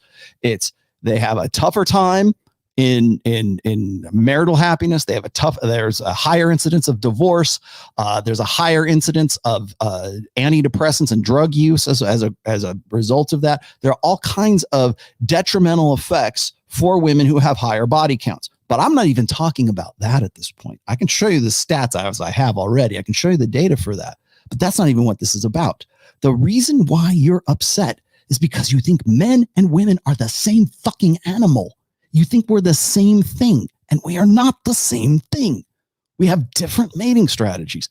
Men innately have a sexual revulsion, and this is the human revulsion response. And I'm not saying, "Oh, get away." I mean, there's an innate hesitancy to want to seeing a woman who is a loose chick, who is clearly a slut, who is the town bicycle. Everybody gets to ride her, right? There's clearly a revulsion or a hesitancy at the very least for the girl who gets around. Okay. That's number one. Number two is there's also a hesitancy, an innate hesitancy to want to get with a woman who has kids already from having got with another guy as we showed with Kanye West here a minute ago. Imagine you're dating Kim Kardashian and you got to take care of Kanye's kids. Oh man. So, but there's a hesitancy to want to get with a single mommy. Now, that's the problem. That's a big problem for women right now. Yeah, so those are the two things, right? Okay. So one, men have a hesitancy to get with a loose, slutty woman, at least in turn, like men will fuck anything, right? We don't have the same attraction floor that women do. However, that doesn't mean there's a girl that we're say, okay, well, she'd probably be fun in bed, but I'm certainly not going to marry that because she would never be faithful. I would never know that the kids are mine. Okay. That's the paternity instinct in men. We want to know the child is ours. We have built kingdoms. We have built dynasties. Empirical Emperor Ming of the Chinese dynastic Chinese emperors, all the way down to the tribal chieftain living in the Amazon rainforest, wants to know that the kids are his fucking kids. That's evolution. That's the animal. That's the machine. Three things have defined powerful men over the course of history. One, resources, money, access to farmland, whatever it is, whatever your resources are of that particular era. Number two, territory and being able to defend that territory. Having the land, having the area. I don't care if it's the city state of the world emperor or whatever, or it's the tribesmen in the rainforest. This is where the demarcation lines of you don't come through here. Native Americans, this is the Navajo over here, and this is the Cherokee over here, and this is the Washoe Indians over here. This is what the Sioux are over here. There's those tribal delineations for those territories, right? That's number two. Number three, powerful men are always defined by having exclusive access to unlimited access to unlimited women, unlimited sexuality, to having your harem, however you choose to say it, in the forbidden city of China, right? In walled off or gated off somewhere in the Amazon rainforest or wherever it is. Powerful men have been defined by having exclusive access to virgins. That's why virginity is not a social construct. It's a practical evolutionary function of men's psychology. We want to know, that's why men value virgins. Not because we're like, oh, well, we have these societal standards and these double standards, and a woman has to be this virgin, and I can't understand why, because we're just blank slates anyways. How come men can't get over this societal, social constructed idea that, of virginity? No. Because the machine wants to know that the babies are our fucking babies. How hard is that? It's a curb this fucking high, and you can't get over that curb. That's it. It's not social constructionism. It's not like, oh, men have been taught this, or they're chauvinists, or they're misogynists, or patriarchy's taught them this. No, it hasn't. We're interested in paternity. It's all we've ever been interested in. That's why the king was looking for a male heir to carry on the male name. It's not because, the political aspect goes along with that. There is a social aspect to it. But the root cause, the root purpose, the latent function of that is I want to know that the kid is my damn kid. That's why bastard sons weren't recognized. That's why when we had as an heir to the throne or whatever else, right? That's why there was no claim to certain dynasties. That's because that's why we even have the term bastard, right? You had sex that with this person it still may be your male heir, but that we're not recognizing that male heir because that's not part of the mechanics of what's going on. So when men are sexually hesitant or sexually revulsion of women who are sluts, it's because she's not a good bet for paternity. That's the difference. And when we don't care too much about quality, we're all about most men are about quantity, unlimited access to unlimited sexuality. But when we trade that off for parental investment in a monogamous relationship, because that's the strength of human, that's why we're the apex species. When we trade that, It is what's called an opportunity cost. Drew, TikTok girls, whatever. It's called opportunity cost. I could be getting with so many chicks and breeding like a fucking rabbit, but you know what? I'm going to forsake all others till death do us part, in sickness and in health, for richer and for poor, and I'm going to stay with you. That's my arrangement. I love you. I have such an affinity for you, and I want to be invested in all this, and so much so that I'm going to give up any future access, any potential I might have to get with unlimited access to unlimited sexuality and like spread my wild oats. I'm going to stop that because you're worth it, baby. And I'm going to put my name on this contract because you're actually worth it. There's only one stipulation. The kid has to be my fucking kid. That's all I'm asking. Don't cuckold me. That's all I'm asking you to do. Right? And women can't even do that because they want to be equal. Well, how come I can't fuck a lot of girls? How come you sold your wild oats already? How come I can't do that? Because you're a bad bet for my paternity. That's why.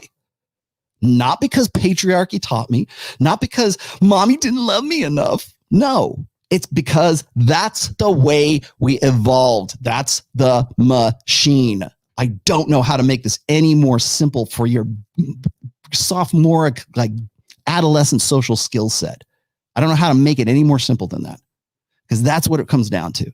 Yes, I've seen these videos of these women who are talking about like, oh, well, virginity is just a social construct of the patriarchy. And I'm going to teach my daughters that there's no such thing as virginity. Well, there's the social understanding of what virginity is. And then there's the latent function and purpose of it. And that actually does exist. You are of a lesser value if the kid isn't mine, or I can't have those psychological, subconscious, and to completely acknowledged certainties, insurances that you're a good bet for my paternity. That's why guys have an innate hesitancy to get with single mommies, ladies.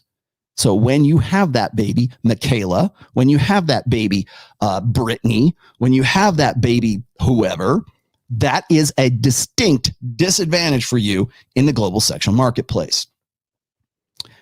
And so we know that men are innately like have that sexual hesitancy, that reproductive hesitancy to get with those women. Okay. So how can we convince men not to do that? Well, there's two tacts. The first tact is what she's doing right here. Shame men.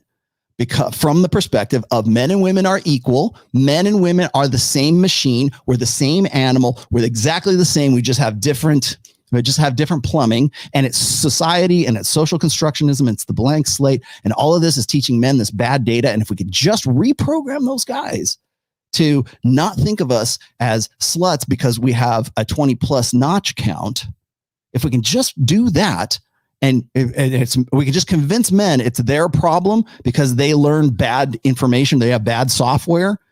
If we can just convince them and reprogram them, then perhaps they would go and get with us because it helps us facilitate our mating strategy. And women's mating strategy today is to maximize the years between 18 and 28 years old. The part, your hoe phase, not my words, your words. So from 18 to 28, you're at your peak sexual selection, and you've got to find the guy that you can consolidate on for long-term security before you get to 29, 30, 31. And you know what? Even if you don't get there, there's all kinds of social conventions to make you think, ladies, that you got way more time and your sexuality and your sexual agency is evergreen. 21, not 41. Right? But we got to convince them. We got to convince men we have to program men. We have to make the software override the firmware. And the software says this: you're an insecure guy if you have a problem with a woman's sexual past. You're an insecure male. There's something wrong with you, mommy. Who hurt you? Mommy didn't love you enough. What's wrong? Where'd you learn that? I bet you had an overbearing father. I'm going to play Dr. Freud and I'm going to psychoanalyze you, which, by the way, is a fucking most annoying aspect of this too long didn't read generation, by the way. I'll return to that here in a second. But so now the software is trying to reprogram the male firmware. The male firmware says this: she's a bad bet for paternity. The male firmware says she's already bred with another dude and she wants me to give up my resources and my opportunity, my opportunity costs, my resources, my territory, my any kind of future success I have to raise the child of another man. That is not my DNA. It goes against my primary directive, my primary firmware as a human male that evolved over the course of 100,000 years to and successfully because we had that revulsion, because we had that hesitancy to get with a woman who had already clearly had sex with another guy and already had his hits. That's why we have social conventions, even religious or social right now, or we want to turn single fathers or, it's stepdaddy season, right? It's just stepdaddy season. Where'd she go? Here she is. Hey, y'all. Yeah. That right, that we turned it into a fucking science. We've turned it into a book. Brittany Renner marketed a book on exactly this plan, exactly what's going on right now. Convince guys to get over that sexual hesitancy. Convince beta males to think that their duty, and gaslight them, yes, but to think that it's their loyal, masculine, honorable, God-expected duty to take care of the single mom. To take care, to forestall and to reprogram the evolutionary firmware that says, don't get with the trollop. get ye not with the whore, right? Well, that sounds like very self-righteous and very repressive and very patriarchal, but it had a function. Don't get with a hooker. Value virginity. Why? Why would that be valuable? Because the kid is yours. That's why. It's not hard. This is not rocket science, ladies. But we want to create, and it's never been easier in the 21st century on social media to create this idea that men are insecure, old fuckers with a necklace on who don't know anything because they don't have any fucking, they're not cool like we are. But I do know well enough that human nature is for men, they don't want to get with a hooker. They don't want to marry her. They might want to bang her. Sure. That's why pornography is such a big deal. He's like, it's unlimited access to unlimited sexuality and there's no strings attached. Never has a headache. Porn never has a headache. Yes, that right there is proof of concept. What else is there? So yeah. So what happens is this. As you got this sexual revulsion, women are trying to, of course, reprogram guys into thinking that they're unevolved or they're Neanderthals, right? Or they're chauvinistic 1950s throwbacks or what? Name the self-righteous bull. They're religious or self-righteous tradcon bullshit. Oh, women are women today. We don't need men. We want them. Repeat that lie enough times and people start to believe it, including the guys. Guys will go, yeah, well, I married a single mom, but I'm not a stepdad. I'm the dad who stepped up. At least that's what she tells me. No, you've basically negated and erased your biological imperative. You had to it's almost like if this is going to really piss off some guys. If you are a stepdad, if you willingly, knowingly walked in to a situation where you married a single mom, you are completing the biological imperatives of another man and the woman who you're getting with, by the way, because you are taking over the responsibilities of parental investment on both parties, by the way, not just the man, on the woman as well, because you're using your resources and your talents and everything else that could have been directed towards a woman who was going to bear your actual DNA. You've essentially overwritten 100,000 years of, or whatever it is, of evolution that says, don't fucking do this because you need to pass your genes on to the next generation. That's what it comes down to. But society and memes, memetics, right? The ideas. If we say, oh, well, how can we convince these guys to get over that hump? How do we convince guys that, there's an awful lot of us women, as we've gained more power, as we become more emancipated, as we've become more like the men we want to marry and we can't find anybody, that means we still want to have babies, but we don't have babies with those guys. We just want to have Eva Mendes still wants to get with, I hope it's Ryan Gosling, wants to get with the guy whose babies she wants to have. Like, I want his babies. I want them to look like him. Right? Those guys are in limited supply, but there's no shortage of 80% are beta males. But sometimes maybe their attention and support is what a woman needs because she couldn't consolidate on a Ryan Gosling, right? So now we have to convince a society, a social order, that to be a stepfather is heroic. It's noble. And what you're essentially doing, ladies, or what that gynocentric society, not patriarchal society, gynocentric society is teaching men is one thing. Override your evolutionary imperatives. That's what they're trying to do. That's no less than that. It's essentially saying, guys, you should be cuckolds. It's okay to be cuckolds. In fact, you're a superhero for being a cuckold. In fact, you're an even bigger, better, more honest, more loyal, more good, God-fearing cuckold if you believe what I'm telling you. That's what it comes down to. Cuckold yourself.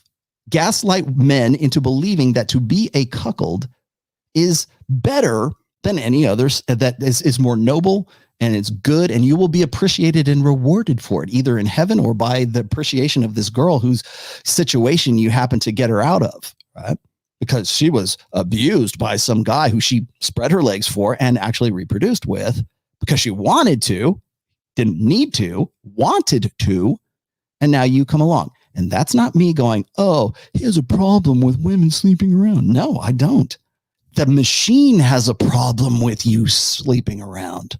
Society is just the freaking manifestation. It's downstream from the evolved need to know the kid is our freaking kid. That's what this is about. And you, this gynocentric society, TikTok girls of Generation Z, you're buying into the same bullshit. And you wonder why, like, oh, well, guys are upset, or they come up with these stupid little goofy catchphrases, and no hymen, no diamond, right? Well, that's downstream from I want to know the kid is mine. That's what that is. It's not self-righteousness. It's not patriarchy. It's not religious zeal, especially today. It's just downstream from evolution. That's what it is. It's the societal effect. This is a social manifestation of what our subconscious is sort of registering for us. And we go, that rubs me the wrong way. I don't know why it rubs me the wrong way, but I really don't want to get with a girl who already had kids with another guy. You must be selfish and an asshole. So faced with that question, you got to be selfish and an asshole, or you're going to be a good hero by solving this woman's problems and completing her biological imperatives. What are 80% of guys going to say? Well, I'm a good guy because I stepped up.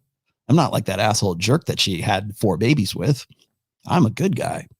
I take my parenting responsibilities very seriously, mister. That's the reprogramming. So essentially what it is it wants you to be a good cuckold. Gynocentrism, at least in this respect, wants men to be good cuckolds. And that's what you are.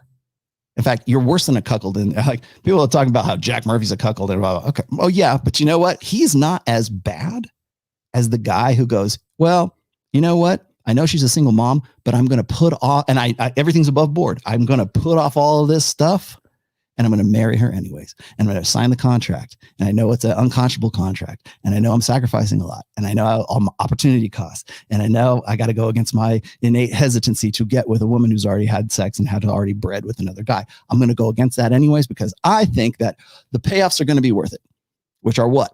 Eternal reward in heaven, social appreciation, being on the right side of history. Like name the intangible reward that you think you're going to get. All of that comes down to one thing. You're a cuckold, and you're worse than a cuckold because you did it willingly. You believed the bullshit. You believed the advertising, and you walked into it and you said, okay, this is what I'm going to do. Now, people will say, oh, well, what about adoption? Well, that's a different context, right? You're still walking into it. You're still taking care of another man's kid. There might be other stipulations. There might be other, I'm not saying that there's not a moral or an ethical, dimension to this. There is. But if we're just going to talk about nuts and bolts, that's what it is. You're signing up for you're believing, you've been gaslit into believing that cuckoldry is your best option. And in some cases, it might be your only option because it's the only sex you're going to get and the only hope you're going to have to solve your reproductive problem as a man. So yes, that's the very long-winded way of saying that's why a woman's body count matters. That's why. It's not because, and I know it sounds like guys are picking on you. And I know it sounds, lady, I know TikTok girl, I know it sounds like they're picking on you. I know it sounds like they're ootsy cootsy and they're But I know that's probably what it sounds like from guys, right? That's not the guy. They're responding downstream from an evolutionary imperative, from how the machine is built. That's how. And you're never gonna. I hate doing this kind of stuff because here we are at about the 2-hour mark. You think anybody's gonna stick around until 2 hours to get that information, to get the last 10 minutes of this show? Probably not. Oh man. What did you say here, Blue Pill? In my opinion, women like that want a guy when they don't need one is to some degree because the subconscious recognizes ignoring their biological imperatives. Okay. Well, yes, but it's easy. Like women have no problem with cognitive dissonance. All right. Or I should say far less problem with cognitive dissonance. Thank you for the vote of confidence there, Sam. I'm looking. He said they'll stick around. They'll stick around. Yeah, the people who are here now will. Anyways, Blue Pill Unplugged. Is it conscious? Is it unconscious? And I would say that a lot of it is unconscious because it's been sort of programmed into women to believe that everything's going to be okay. We sell, it's the American way, right? What is it? Feed fear and sell security. And as I've said before, women, the easiest way to sell to women is fear of missing out. And then also selling security, like feed fear, sell security. That's what we've been doing for a long time. That's what we're doing right now in Ukraine. That's what we were doing with COVID for the longest time. That's what we're doing. We're feeding fear and we're selling security. Wear these masks, take this vax, do this, do these things. And if you don't, you're going to be a pariah if you don't. Does that sound like the same kind of, well, at least basically the same kind of template of telling a guy, hey, you're more of a man. You get the manhood badge if you take care of single moms. Savior of single mothers everywhere. Rollo TOMASSI. He's not the stepdad. He's the dad who stepped up. Yeah. You repeat that long enough and then some guys will believe that generationally. And if you repeat the same thing to women of every generation for the last 4, going on 5 generations right now, if you repeat that often enough, that's what they're going to believe. As I've said before, I've seen this come back around full circle. This is the 3rd time I've seen this stuff come back around. The red pill is just feminism for men. No, it's not, because men and women aren't the same. Tradcon guy, white pill guy, guy who thinks he knows everything about the red pill, as well as dumbass TikTok bitches. You don't know it because you don't take the time. You're intellectually lethargic. You know what lethargy means? I'll be happy to go and get the dictionary out for you. Look up lethargy. There's your, that's not even really a vocabulary word, but okay, go look that up. All right. I'm just going to run through these real quick. A subconscious, yeah. Okay. Well, here's the thing is that if you've read my second book, which is Preventive Medicine, there's a timeline, which is right here. Where did I put that? There it is. I even have it handy. All right. That's the timeline from Preventive Medicine. If you look at each stage of maturity, like I've broken them up, like if you look at like 15 to about 17 or 18, that's the teen phase of, alpha short-term, like looks are all that matter to the adolescent female and adolescent male for that matter. And then there's the break phase. There's the party years, which is the coincides with the hoe phase. And you can look at the difference in importance, like through physicality, status, affluence, yada, yada. Okay. Now, why did I come up with all of that? Is because at each step along that timeline, there are memes and there are beliefs and there are social contrivances, conventions that are already pre-established, and they're already messages, they're already words, they're catchphrases, they're terms that every generation of women has had access to or has been repeated for women over the course of certainly since the sexual revolution, maybe even before that, but we'll just use 1965 as a good round number.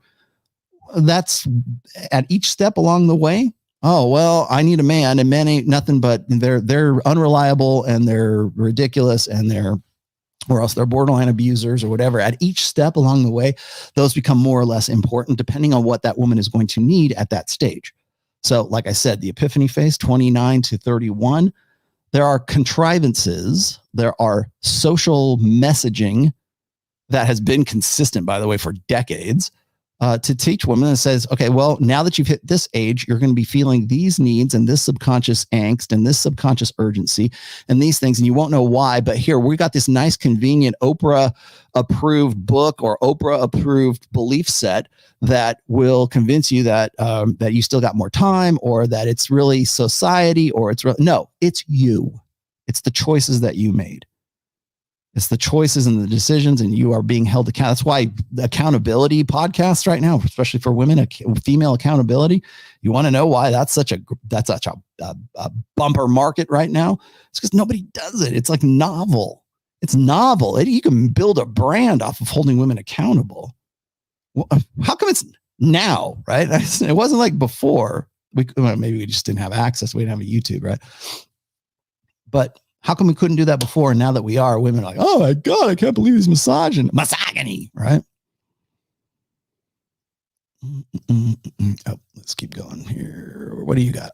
See, I will answer all of these. Like, if you were on Fresh and Fit, you would never get a $5 super chat answer, but you will here on the Rational Male. Rollo, can you review the Hulu movie called Fresh? Did they do a biography of Walter Weeks? It's the Tinder swindler gone wrong. Okay, I'll look at it. Fresh. Okay, noted. I think I can remember Fresh. Honest citizen, I love women. So do I. By biased, I mean that ladies appear to feel more compassion for women than men. Okay, well, that's an easy one. Men's issues appear less important to women. Yeah, because that's what's called the women are wonderful effect. And I think I did I have the data for that? Rolf's had some research about that. It's called the women are wonderful effect. I don't have it like queued up right now, but I did talk about this in the last podcast. Women are wonderful goes like this. And by the way, this is old research. This is like from 1994, 95. That studies and research and anything that is any kind of data pertaining to female nature, and it doesn't have to be, it could be like other things too, but pertaining to female nature that is complimentary or is flattering to women or puts them in a good light is eminently more believable than stuff that doesn't. That's what I've been fighting an uphill battle for the last 20 years, right? Not because I want to crush women's souls and spirits. I'm trying to get to objective truth so that women can actually use this to better their lives. Wow, imagine that. Maybe I actually do care about women. I have a wife, I have a daughter, and I have a mother-in-law here down the unit downstairs. So yes, I do care about women. But as far as bias is concerned, yes, you're right. If you go on, and we can prove this is absolutely provable. You can look at the women are wonderful effect. Then there is the separate standard of justice. If you look at the statistics, and this is like really pressing, if you look at statistics for prison sentences for women for the exact same crime that a man committed, they are judges are far more lenient with women than they ever will be with men. And we could show case by case by case. It's been something that's been going on really since the early 90s. So there's the separate standard of justice. There's the, what was it? When female teachers sexually, essentially statutory grape their students, they're a boy between say 14, 15, 16 years old, beneath the age of consent, that legally qualifies as grape. We don't call it that for them though. We don't call what it is. It's just sexual. And of course, what guys do, even guys will say, well, where were those teachers when I was in high school? I would have loved that. That's the attitude. That's part of the problem. Because if it were a guy just sending an inappropriate text, he loses his job and everything that he'd built. He probably loses his wife, loses his dog. It's like a country song, right? Loses his truck, loses his house. Loses his ability to generate income because of one inappropriate text. I'm not excusing it. I'm just saying that that's the litmus test for men as per what it would be for a woman. A woman can have had sex with that kid, 14, 15, 16 years old, multiple times, and it only got found out because the parents were upset about it, right? So yeah, there's a separate standard of justice across the board. And yes, women are more sympathetic towards other women because of what I was saying before, the cognitive dissonance.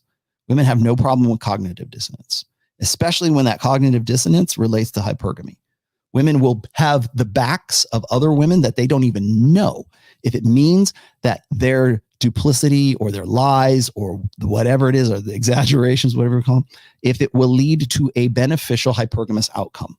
That's why you get forums of women who are selling black market positive pregnancy tests to other women who want their boyfriend to commit. And I go, okay, that's fine. Here, I'm going to have a baby. Hey, congratulations, right? I'll sell you my stick here with the positive reading on it. And then you can go and say, hey, look, I'm pregnant. And you're really not, but you want him to marry you, or you want him to, like, you know, be more like, that's not illegal. If a guy did something even remotely similar to that, hell, you can't even teach game. Approaching a woman right now is almost illegal, depending on where you're at and what you look like, right? But it's okay for one woman to sell a positive pregnancy test to another woman so she can lie to her boyfriend into marrying her or, you know, settling down. That's all right. Hell, there are daytime talk shows where women will back up other women that they have no idea of. That's the hypergamous nature of that cognitive dissonance. They know that it's wrong, and the women backing them up know that it's ethically wrong to do that. Some of them might have a problem with it, but by and large, if you have cognitive dissonance, which is a conflict of two different concepts, like, should I lie to my boyfriend? No, but I want to get with this guy. I want to get with this guy. I want to do this, or I want to do this. And they are in conflict. If either one of those outcomes of going one way or the other that you're holding at the same time, if either one of those outcomes leads to quieting the hypergamous doubt, or like leads to at least what we would assume is consolidating on hypergamy, if either one of those outcomes leads to that, they're just fine with it. They have no problem whatsoever. And that's really hard for women to hear. That's part of female nature. And I get it. That's the machine. It sucks. Is it immoral? Is it unethical? Yes, it is. But it is highly practical, very practical for women to have that innate ability to resolve cognitive dissonance that leads to what? More babies. Eventually, at least the idea that there's going to be more babies. Because nature doesn't, hypergamy doesn't care about much, but it does care about reproduction. I will say that. So yeah, it sucks. It's like, and then you want to talk about biases and everything else. Biases are downstream from hypergamy. Don't care about anything except for babies. That's what that is. Vinny. When a guy paints male promiscuity as a bad thing, their opinion is worth shit. Yeah. Well, the same guy who paints male promiscuity as a bad thing is the guy who has two other browser windows going with Pornhub and X videos or whatever on the other one. Promiscuity is bad. Okay. What do you think of Lisa Ann's interview with Adam Sosnick? Oh, it was great, man. She's my favorite. Oh, yeah.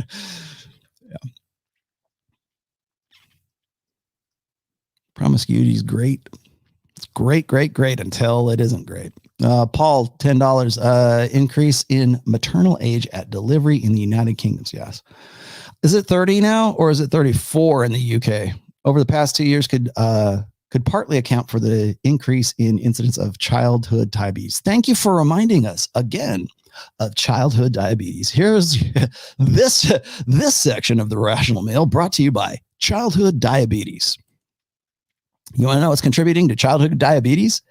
Put down the fucking fork. That's what's access to lots of high caloric food. That might have something to do with it too, but call me. He's just that Rational Male guy over there in Reno, Nevada, out in the desert, cooking meth in his Winnebago. Oh, is this another one? Here we go. Increase in maternal age at delivery. Okay, that's the same one. Why are you giving me this twice? I appreciate the money, but do you want to talk about diabetes? Super Chris, should we give up on loving women idealistically? No, you can't actually. I don't think you can. I mean, you could, but you would have to train yourself not to. Idealistically and approach love opportunistically. And also, can you play the same, say my name? With, yes, I can. Of course I can. You're goddamn right. Sure I can. Say my name. Super Chris, that's your name. Okay, so should we give up loving idealism? You can't, because idealism is an innate sort of, let's say, module. It's innate, I think, to the male psyche. Okay, men tend to think of things. Men prefer things, and women prefer people. Right? We're interested in things, and women are interested in people. We have an innately idealistic approach to like love and interests and everything. I think men tend to get infatuated and fall in love easier. Now, women will go, "What are you talking about?" Well, I can show you the statistics actually that prove that men are the first to say, "I love you" in any relationship. I can show you those. I have the data. I don't have it handy right now, but I do know that I have that. It's in one of my links. I've got a full list of links, and I know that's still there. They tend to say "I love you" before women do. That's idealism, right? They're 101. So that's number one. Women tend to look at love from opportunistic perspectives. That's why our little friend here in TikTok land was like, "Oh, well, what if you have a wallet and dust comes out? Then we're going to be," well, yeah, I 100% agree. Because that's what women are interested in. They're interested in that opportunism. Oh, he's got no money in his wallet, right? That only makes sense if men and women are different and we have different approaches to love. Wow, imagine that. She actually confirmed everything I've just said about men and women, right? Well, because she's trying to be cute about it. That chick, well, if you don't have a 6-pack abs, then why should I bother with you? Well, you just confirmed the alpha fuck side of hypergamy. Thank you very much, TikTok girl, whose name I don't know. What about being economically unattractive? If you open your wallet and like mice run out, then I don't want to get with you. Well, congratulations. You just confirmed the beta buck side of hypergamy. You know what? You're a red pill and you don't even fucking know it. How awesome is that? Yes. Congratulations, TikTok girl. You've just confirmed. In fact, we should put you against Drew Afualo. Fight. They wouldn't even think twice about it. Because they're trying to be cutesy about the whole thing. But you just basically confirmed everything I just said. I bet if I went through, I bet I haven't done it, but I bet if I went through Drew's TikTok videos and I looked at the stuff she was I'm going to destroy those misogynists, those red pill guys. I bet if I went through her videos, and I'm not going to do this because it's a waste of my time, but if I went back and I'd watched every single one of these, I guarantee you I will find some confirmation of a red pill dynamic. Guarantee it. Guarantee I will find alpha fucks, beta bucks. I will find opportunism versus idealism. I guarantee you I will find it. And she doesn't even know that she's reaffirming, reinforcing everything I've ever said. But she makes it that whole thing goes along with that, then that's all that matters in 30 seconds. So let me explain this to you, because I think a lot of guys get a little pissy about this too. And because a lot of guys, when they see red pill stuff, and I don't mean just black pill stuff, like, because guys will go black pill once they come into the praxeology that is the red pill. When they do that, they have, they get mad, they can get angry. I understand that. That's a phase of unplugging is anger, and it usually is self-directed anger. But there's the guys who are like, in this case, like, oh, should I give up? I'm never going to love again. Oh, no, I'll never love again. Isn't that a song? Like, that's what they turned into. They turned into like Gloria Estefan or whatever. I'll never, Michael Bolton, how am I supposed to live without you? That's what they turned into. And I don't want you to turn into Michael Bolton, because just don't.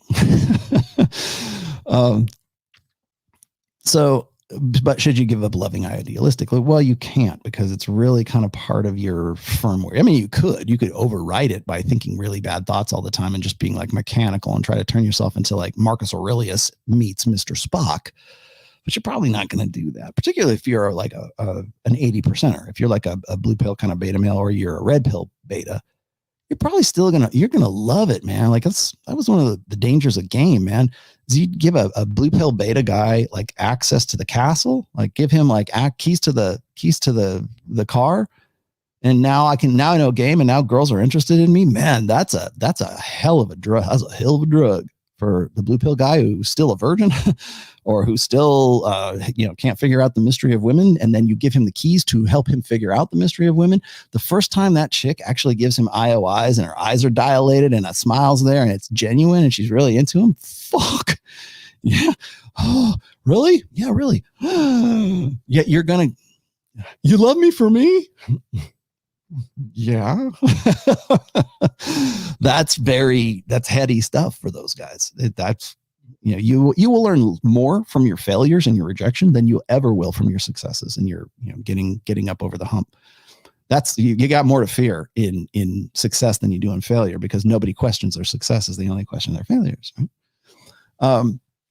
So I don't think you can personally, but you can. I think the key is not to like kill off your idealistic, emotional, artistic soul, which I would never tell you to do because you can't, but because there's, instinct, emotion, reason. Emotion is still a part of men. It's just at the end of the line instead of at the beginning of the line. So do I say, well, you should just become Mr. Spock and just take drugs to so you don't care about take SSRIs, right? So you don't feel anything. You don't care about anything. Like if that was the case, that's what I would tell you to do, but I'm not. And I would never tell you to do something like that. I don't give prescriptions, but that's what guys do. Like if I could take a pill that would take away my libido so I could think about more important things, then I would take it.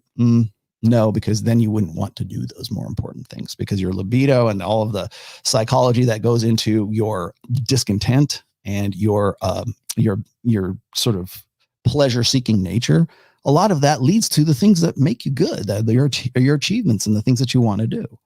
Like it feels good to achieve, right? It's pleasurable to go from zero to hero. It's pleasurable to master something, a talent. It's pleasurable to pick up a guitar and not know how to play it. And then 2 years later, you're playing Eruption by Van Halen.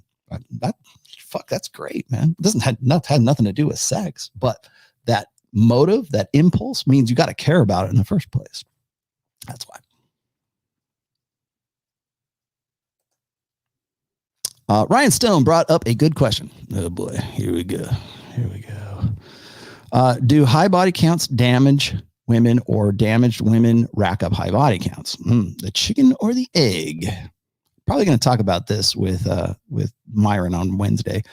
The study seemed to suggest a correlation, but not causation. Yes. Well, okay. So why go all the way back to the egg? Like chicken and the egg? Why go all the way back to the egg? Why not just go all the way back to what created the egg? So if you have a woman who is very promiscuous, is that going against her nature? In some ways, yes. It's women need a long-term security. And we used to teach this prior to the sexual revolution, prior to hormonal birth control. But women tended to be more cautious about their sexual habits. Not that there weren't women who enjoyed sex or women who wanted to, or it's not that promiscuity didn't exist prior to the sexual revolution. It absolutely did. But I think it was a little more, on a societal level, it was certainly buffered, but also from a evolutionary reproductive perspective, it makes better sense for women to be protective and to be selective of the guys that they're with. And that's always been the case, because I think on an innate, subconscious level, women realize that if they have sex with a guy, the possibility exists that they could get pregnant. And prior to hormonal birth control, that had a lot of consequences. There was definitely accountability prior to 1965. So if a woman had a baby out of wedlock, that brought shame on the family, brought shame on her, brought shame on the church, brought shame on whatever. That's why it was a bastard child, because we had an interest in men's paternity. If women had a bastard child, or they tried to cuckold a guy as a result and got found out, she had to wear the scarlet A. Stop the cat. She had to wear adultery, right? Adulteress. It's in the Bible, right? The Samaritan woman at the well. You're an adulteress at the well.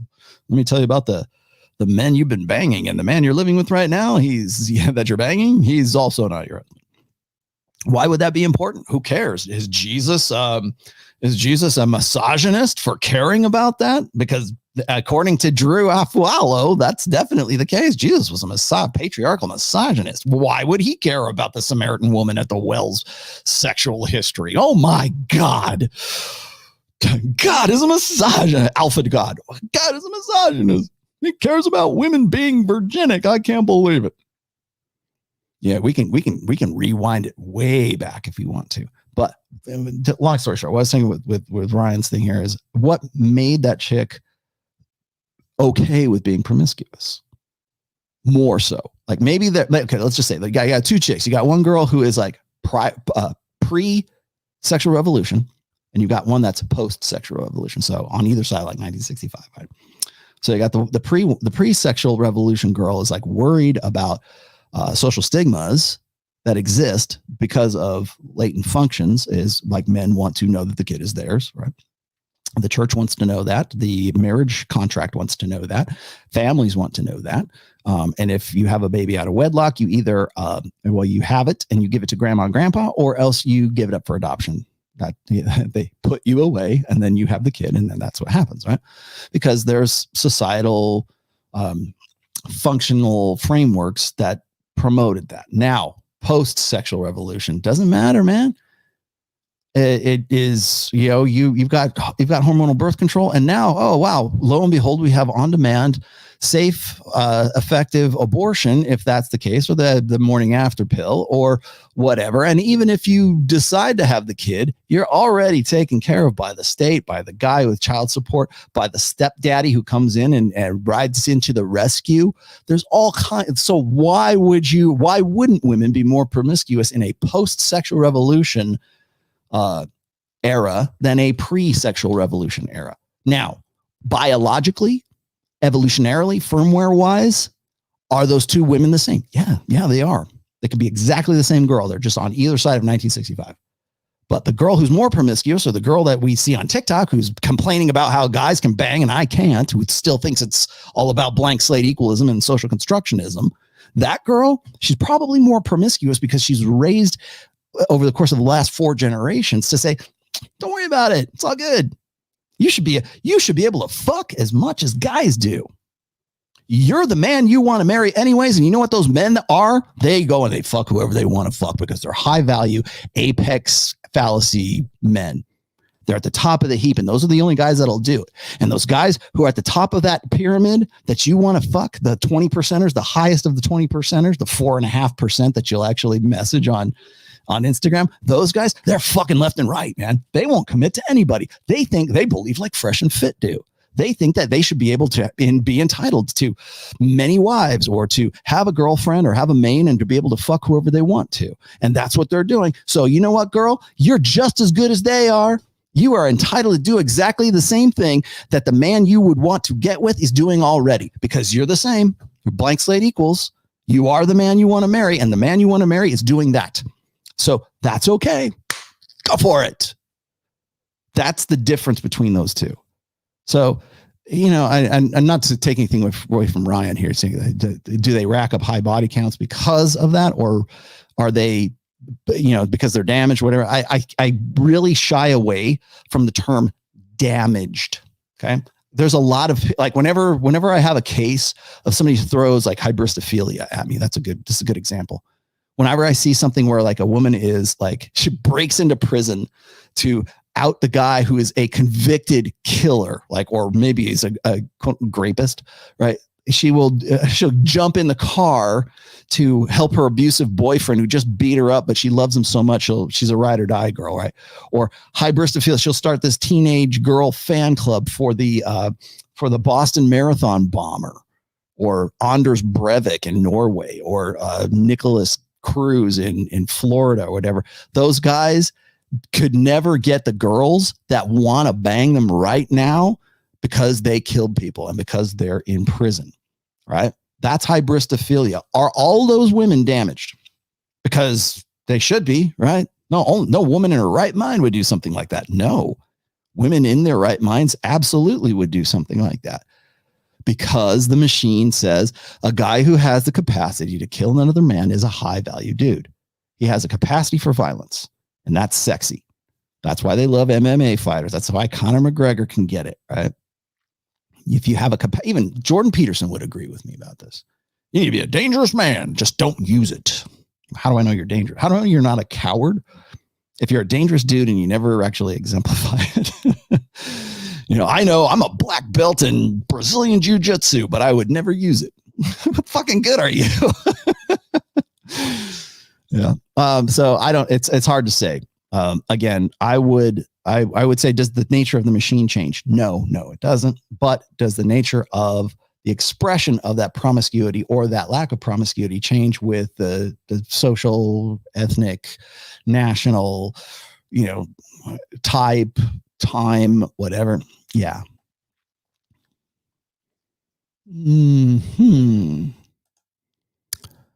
Isidore Calderon. Do men ever impregnated a side chick and tricked the wife into thinking it was hers? If there is, I would like to know. Can somebody find me somebody please find me?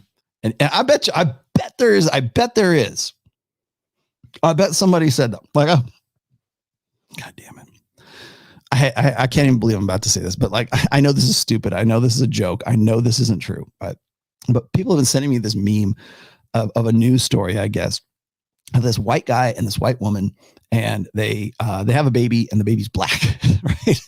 And the guy thinks that it's still his kid. It's just like blackness is like a recessive gene or something in the woman. And so suddenly, I got a black kid. Oh, it's okay. Don't worry. I'm faithful to you, honey. Like, that's the joke.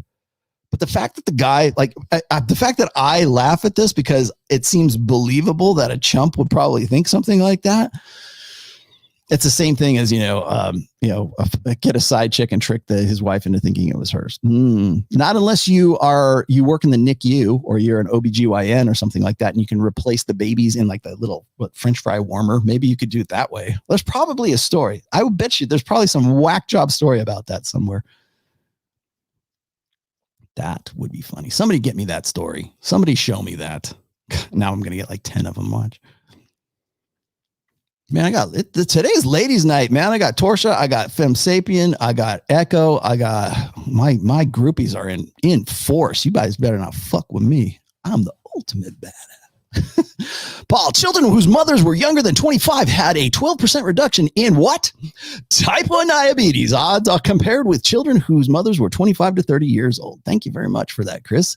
Brought to you by childhood diabetes. Next. How come it's childhood diabetes? Can't you front for like Greyhound adoption?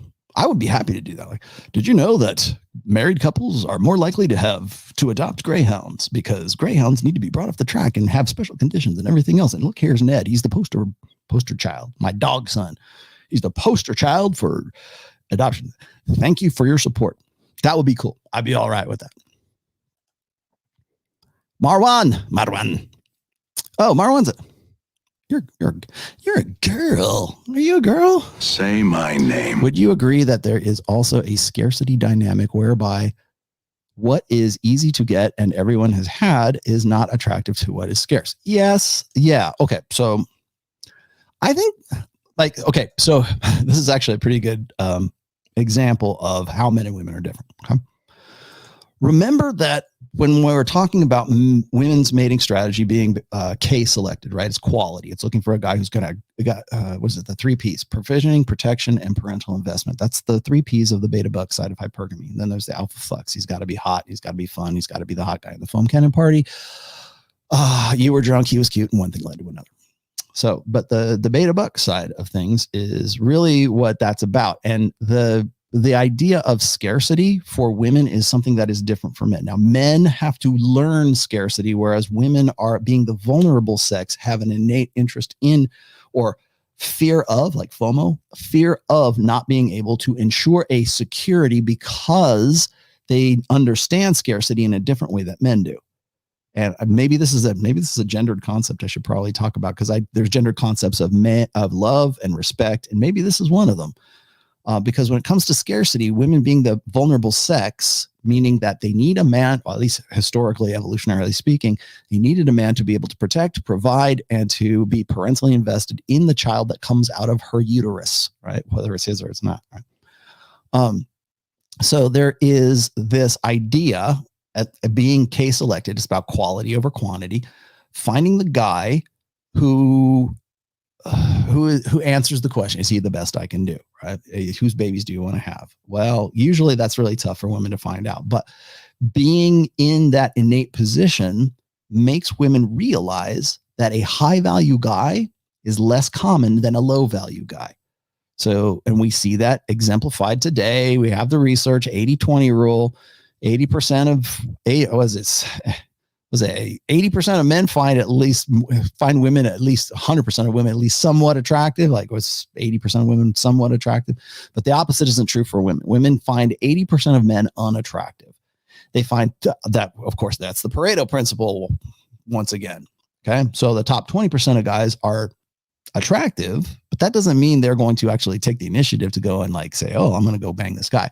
Only 4.5% of those guys are hot enough for women to take the initiative to actually be Sadie Hawkins, right? To actually go and initiate something with them. So there's the unattractive 80%ers. That's what I mean when I say 80%ers. And then there's the 20% of guys that women they'll do, right? They're attractive enough for whatever reason. And then there's the 4.5% of guys that are hot enough for women to go, damn, whoo, girl. That's that 4.5%. But understanding that from the time you're 12 years old or whenever whenever a girl hits puberty, right? And sees that the guys who are in that top 20 to maybe that 4.5% are exceedingly rare. That definitely, I would agree with that. I would say that probably prompts a scarcity mentality in women, especially when it comes to finding the right guy at the right time. So when you have this woman here who's like, oh, you wants everything to be even Steven and blank slates, and I want to find a guy who's my equal partner and egalitarian marriages and shit like that. When you've been thinking about like scarcity for the entirety of your life, it's much easier for somebody to market security for you. That's a fear. Scarcity is a fear. And so what happens? Well, I've got this meme, or I've got this talking point, or I've got this belief set that I'm going to sell to you because it will allay that sphere of scarcity, of not being able to find that guy. So it's not your fault you had to freeze your eggs, ladies, because that's security. Don't worry. You haven't found the right guy at 33. We've got this new technique where you can freeze your eggs while you're still looking for Mr. Right.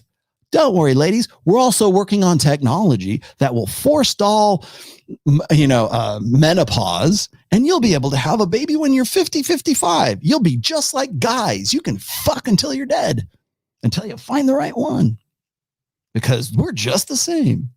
If I can sell you, I said this on, I think it's this on George Gammon's show, or I forget where I said this. Maybe it was Patrick Bet David, or it was Adam Sosnick's. If you can sell a program or a product or an insurance policy or whatever that is based on fear of missing out to women, you will make $1 billion. You will be a billionaire overnight. You just got to figure it out before anybody else does. Freeze your eggs. Oh, you mean I can freeze my eggs? Now I can take a pill and I can have sex and I don't have to worry about getting pregnant. And then, slight chance, maybe 1% chance. Even if I do, I can still have an on-demand abortion, and I'm a hero for doing it, because got to make our choices, and men don't have a seat at the table when it comes to women's sexual reproductive rights. Okay? Oh, but lo and behold, I don't have to worry about that, because now I'm 30 years old and I haven't met the right guy. So I'm going to freeze my eggs and I'm going to keep it. And if I want to later on, I don't find the right guy, that's okay. There's always a sperm bank and a fertility clinic that I can use, or I can go online on Facebook and find a guy who just looks hot and he looks like he's fun and he's done to donate his sperm and there's no strings attached, and he's going to walk away after he jerks off in a cup, and I'm going to take it and have it at it. Right. Then I can do that. So I don't have, rejoice, ladies, rejoice. Everything has been done for you. Everything is done. No worries about anything. No worries about fucking. No worries about abortion. No worries about having a baby too late. No worries about getting a guy who's a good sperm donor. It's all done. Rejoice. It's all done for you. Everything is done. Dishwashers and washing machines, that was just the tip of the iceberg, baby. Now you can go do whatever. You can live just like a man, because men and women are just the same thing, right? And if I can sell you any product that will in some way comfort your fears and your anxiety and your scarcity and your urgency, if I can sell you that product, like social media, if I can sell you that product, that fear of missing out, yeah, then I will be Scrooge McDuck sitting on my big pile of, gold. See, you guys don't realize this. I give you this is not necessarily an economic show, but the gold is there. You can figure this stuff out for yourself. You can really do the DNA. Oh, that's a good one, actually. DNA and paternity tests. Oh, man. Find a way to spoof a DNA test that make it common. Or like even getting a guy to commit with a fake black market positive pregnancy test. That's FOMO. That's pretty much exactly what I was just saying a minute ago. Would you recommend being monogamous with a girl in her epiphany phase after her party years? Are you saying this timeline is inevitable for all women? Is it inevitable? No, but it's expressed contextually. Like here. Okay, so this is Josh. Thank you. This is a good question. Are all women going to follow this thing? To some degree. It's contextualized and it's expressed differently. Now, people ask me this. Oh, this is actually a really good one here. So when I put this up, people will fight me on this, or they'll fight me on this one, right? They'll fight me on, women's sexual peak is not really 23. It should be more like 17, because back in the Renaissance England, that's when most women had babies. Yeah, I know that, but we're talking about 21st century, 20th, 21st century. That's what this is about. And if you go and you look at marriage rates, and if you look at rates of first pregnancy, it all coincides exactly with this. And it all coincides exactly with this. I was like more accurate. Like when I did this, I didn't know that. I was like, this seems like here's what I'm seeing.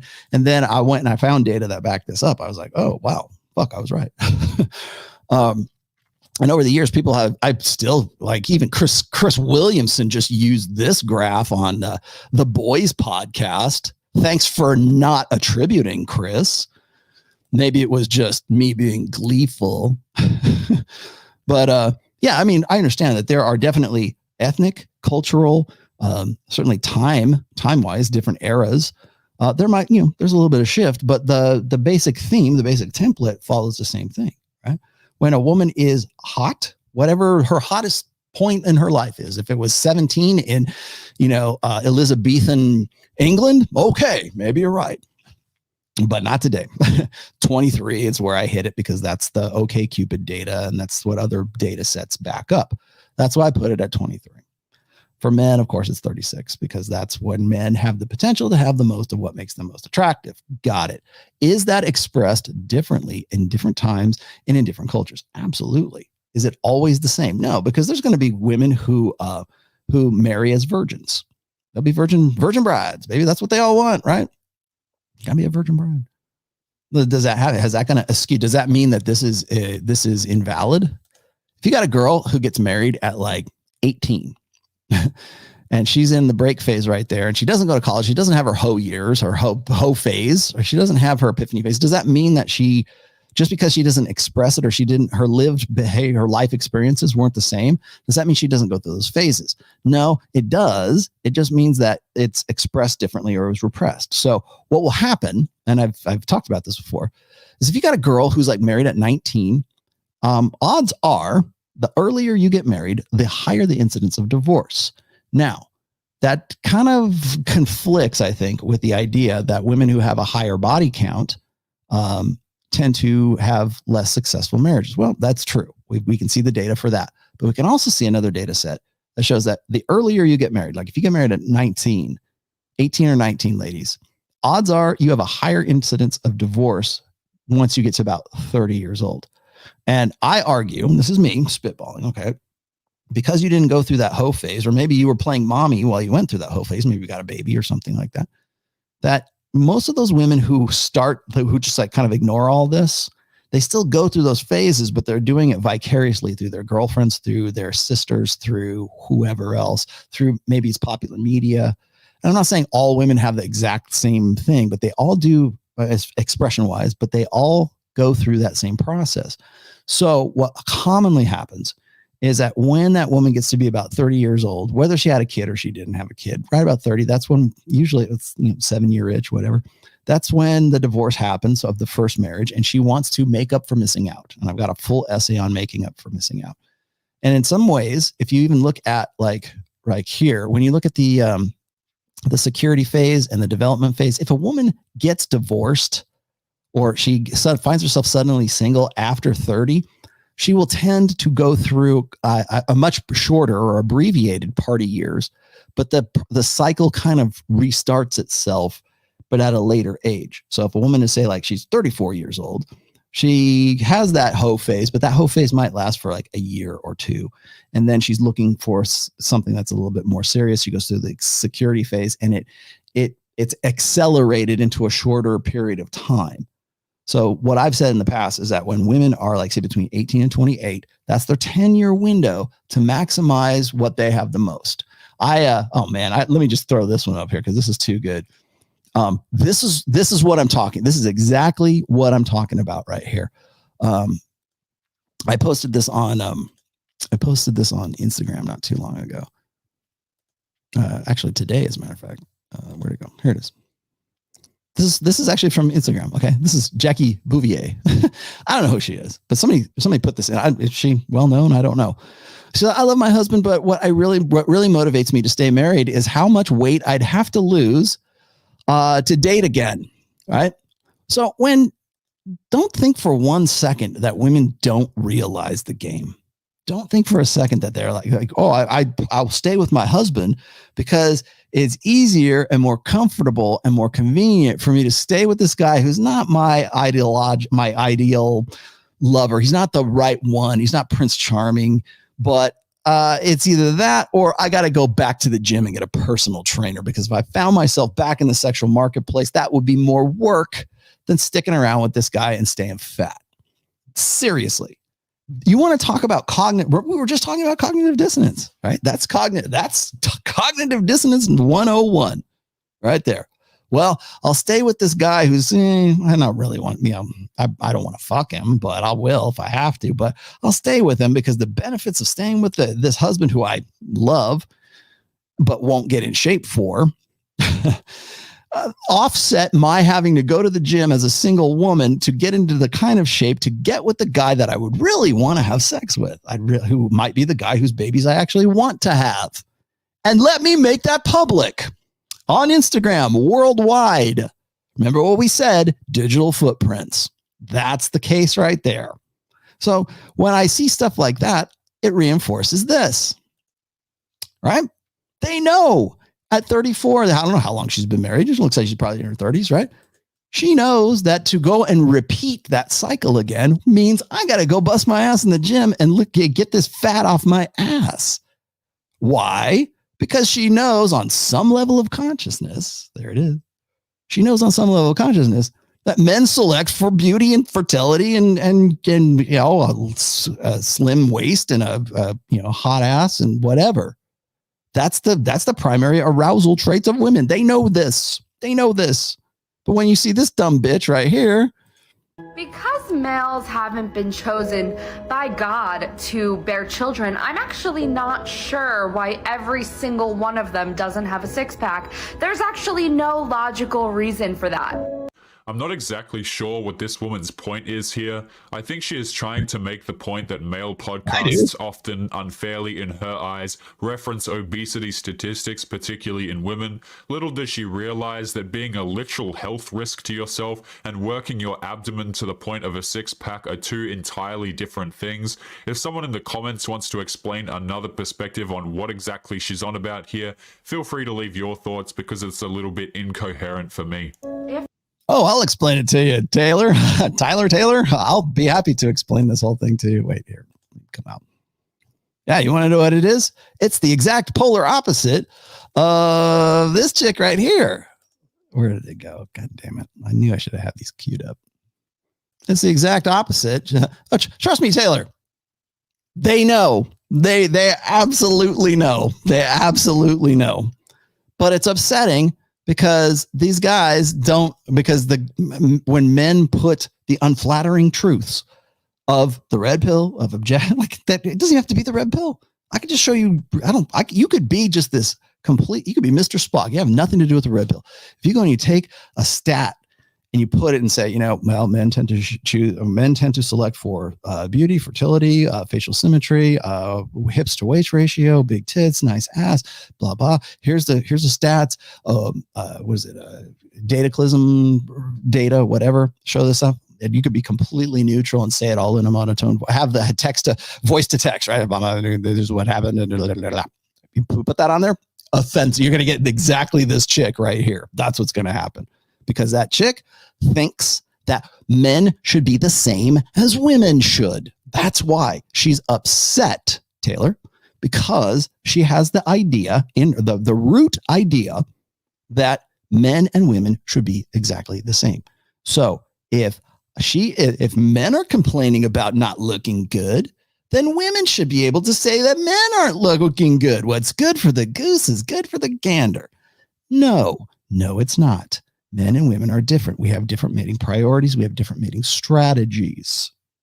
And that's why she's upset, because she thinks that men and women ought to be the same. Because somewhere between 1965 and 2022, it was inserted, that the meme, the idea was inserted into her brain or into her grandmother's brain and her mother's brain and now her brain, that men and women should be co-equal, co-rational, egalitarian, equal partners. And that if men can fuck a lot of girls, then women should be able to fuck a lot of guys. And to face in fact, if anything, to be held to a higher state of esteem, right? To be higher status because they can do that. Well, we're living in the modern times and women can go bang whoever they want to. By the way, I did look these stats up while I was looking up the stuff for promiscuity. Do you know what the number one the country that has the highest female promiscuity, meaning the highest body count, at least self-reported body count? What country do you think that is? It'll blow your mind. If you go and you look this up, I'm dead serious. New Zealand has the highest concentration of sluts, has the highest concentration of women who have the highest body count.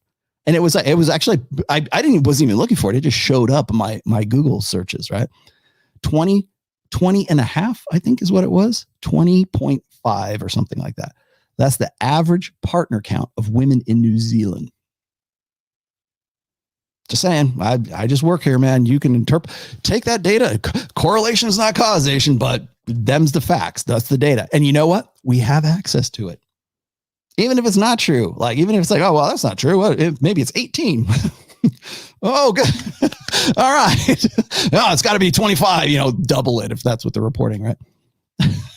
It's not good news either way, like, plus or minus. So, what did you say here? Renegade says, something I've noticed women I have dated or talked about dating in the last year, most start screaming for monogamy by the second date, some before we have met. Is this Sadie Hawkins effect? No, well, I don't know. It kind of depends on where that woman is on that timeline I was showing you.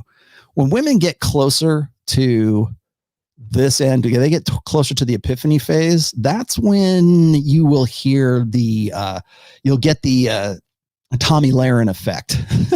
Tomi Lahren went ballistic, went nuts at 27, maybe 28 when she did that. I think it was in 2020 when she did that. And she was 28, right? And so she's right about, like, just on the cusp of the epiphany phase at 29. And she's losing her shit. Where are these guys who owe me a better life? Where are these guys? How come there aren't any real men anymore? Well, you're worried about this at 28. Where was this concern when you were 21? Where were these videos when you were 21? Nowhere. The guys haven't changed. Their natures haven't changed. Oh, you know what's changed? The urgency of your predicament. Dalrock, blogger Dalrock. If you don't know who Dalrock is, he was a Christo manosphere, Christo red pill. Let's just say. I quote him quite a bit, by the way, in book 4 in Religion. No longer active on blogs, but he was a really good close personal friend of mine for a long time. And we talk about euphemisms, right? One of the euphemisms he made up was called sticking the landing. And I realize it's like buzzer beaters or whatever the hell that is. But this was back in like 2012. And he started talking about like how women want to stick the landing and when and where do they want to stick the landing? At 28, 29, 30, 31. 31 is pushing it, right? That's the end of the epiphany phase as far as I'm concerned. But they want to stick the landing, right? And so the idea is that, she's on the sexual gymnastics, she's doing the high bars and it's like Olympic, stuff, or she's doing doing floor gymnastics in the cock carousel, right? In the sexual marketplace. And at the end of the routine, she's got a straight up, got it, stick the landing, buzzer beaters, whatever you're going to call them. Women want to stick the landing. And that's when you see stuff like that. The women today aren't sticking the landing. They're still doing the sexual gymnastics thinking that they're going to stick the landing. And the longer they wait, the less they are able to stick the landing. Thank you, Dalrock. That was one of the best contributions to the manosphere I think Dalrock has ever given us. Holy Dalrock. Oh, wait, here. Dalrock will forever remain in our hearts and minds. Rollo, what's your opinion on female intuition? I think it's total BS. Female intuition does exist. It's called the hypergamous filter. It is women. It's like the feminine mystique, right? Intuition. It's really not. It's women's. They don't know what else to call it, right? We've called it feminine intuition, right? I got you figured out. No, you don't. But you'd like to think that you are. If you've read my first book and when you read my fifth book, you will understand what I'm talking about because I go into this. It's in the chapters on the feminine mystique and the feminine imperative in book 1. And what female intuition really is it's this idea that women have some sort of supernatural metaphysical ability to sort of read minds, right? Or I know what he's really up to. And it's not that it doesn't exist. It's just that it's not magical and mystical, or it's not part of women's sort of innate, greater ability to be empathetic. It has nothing to do with that. It's really because women have an innate interest in trying to figure a guy out. They have to use, or back in the day, way back in the day, back in our evolutionary past, women had to be able to select a guy who had the 3 Ps, but it was also a hot guy and was probably going to be fun in the foam cannon party, right? So you got provisioning, protection, and parental investment. Usually that came through by way of, family, or it came by way of religion, or it came by way of tribe. Like you were married off, like prearranged marriages was a way to sort of get around. But the thing is that removes an element of selection when it comes to hypergamy. And that's the female fear, like the existential fear of women, is to have their sexual selectivity removed from them and to be forced to have the child of a person, a man that they did not want to. That's the fear. That's why grape is so distressing for women. Is it a violation? Sure it is. Is it a horrible act of violence? Yes, it is. But the functionality of it is you might have to have the kid of your rapist, right?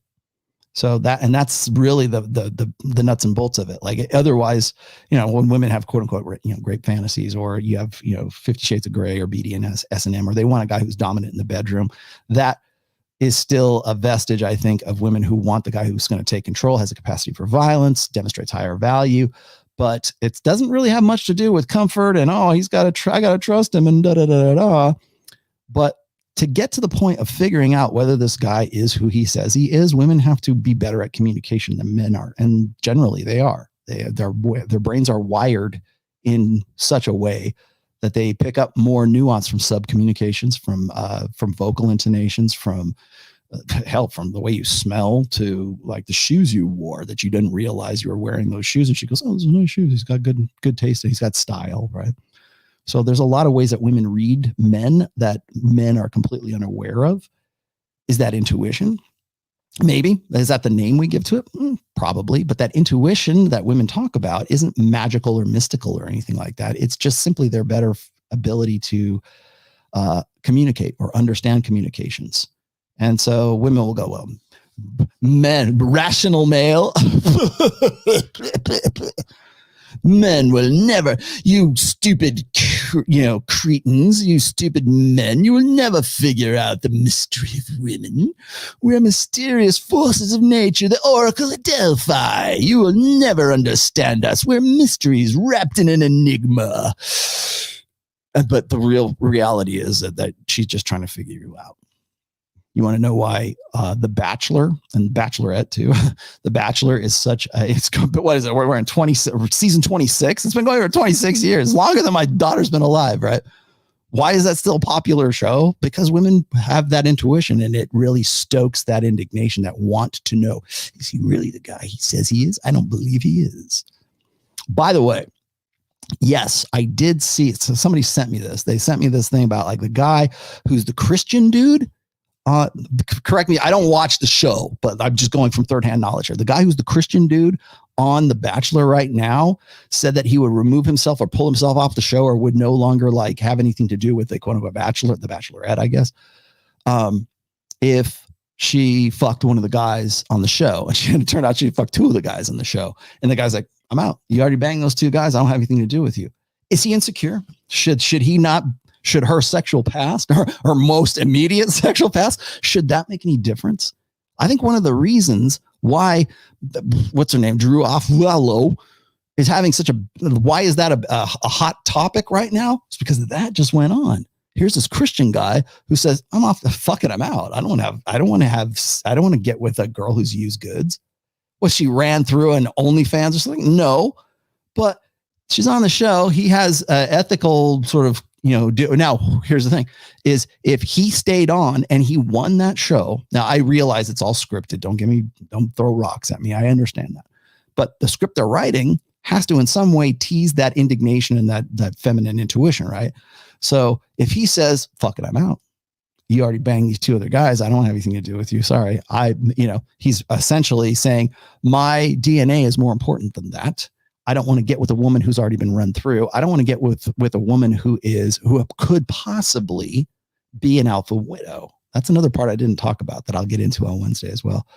It's not so much a numbers game. It's not so many ladies. It's not so much how many guys you fucked. It's how many of those guys amongst those dudes, that pool of dudes that you've had sex before I came on the scene, how many of those guys had such an alpha impact on you that you can't get over that dude? He's the one that got away. He's the one you're pining for. He's Jack at the bottom of the sea in Titanic, right? You're 99 years old and I can't get over him. I'll let the diamond drop to the sea before I die. I don't want to get with that. I don't have anything to do with that. But am I insecure for saying that? Am I insecure for saying that Rose was just an alpha widow and an unappreciative cunt the whole time she was on Titanic and they're doing this whole thing? 5 minutes of alpha trumps 5 years or a lifetime in this case of beta. I bring that up and again, I don't have to make the case. Titanic does it for me. Titanic is more red pill than Rollo Tomassi. You just have to want to see it. You just, you have to want to look in I hold up the mirror. You just have to want to look in the mirror. In this case, that mirror, Titanic. She's an alpha widow. Do I want to get with that? No. Why not? Well, you must be insecure. There must be something wrong with you. Who hurt you? Mommy didn't love you enough. Blah, blah. Let me become your psychotherapist so I can figure you out. It's nothing to do with it. The machine says, don't get with a single mom. That's why. And if you can, okay. And you know what's downstream from that? This guy's religion saying, don't get with a single mom. Don't get with a chick who's easily got. Now, what happens, and even Taylor the vampire here, will say the same thing. We always use the key and the lock analogy, right? Right. A master key is a good key because it opens many locks, but a master lock, one that opens to any key, is just a shitty lock. Okay, that's easy to understand. It's one of those Manispherian buzzword kind of things. Got it. Thank you very much. And it's useful, but I don't think it explains the totality of why men don't want to get with single moms. They don't want to get with a woman who has a high body count. And it's not so much about the actual number as it is the potential for a guy who made an alpha impact on that girl that she can't get over. So that's another part of that as well. All I'm doing is answering questions. Why am I doing this? Oldest of 7 kids. 3 dads. Violence and jealousy of stepdads was feeling cheated on before they were with her. Yep. Anime Red Pill off topic. Did you see Hafiz go on Saucecast? I am aware. I haven't watched the whole thing. It's an hour and a half. So I did not have time before I went on with this show to actually watch the whole thing. Didn't see it. What do you think he said about the Red Pill? I got no clue, but I'm going to go look. I know damn well that Adam would have brought up my name or Fresh and Fit too. So it'll be interesting to see. Another guy, very Christian-y dude, right? Flynn. Modern women are not empowered. They're not. It's the top 20% of men who have all the power, leaving them chasing the illusion of commitment headfirst into the wall. Well, actually, women do have a whole lot more power than certainly men will ever agree to, but that women even realize. See, here's how the pyramid works, and I don't have the diagram for you. Women see the top guys at the top of the pyramid. It's the apex fallacy. They see the guys who are making deals on the golf course and making all kinds of money. And the guys that women want to actually, like the models of guys that they want to be anyways, the guys that they see in power are very few and far between. And they're not wrong about that. Like the apex at the top of the pyramid, there are very few guys up there. But they all make such an impression, and primarily because women are very susceptible to alpha men.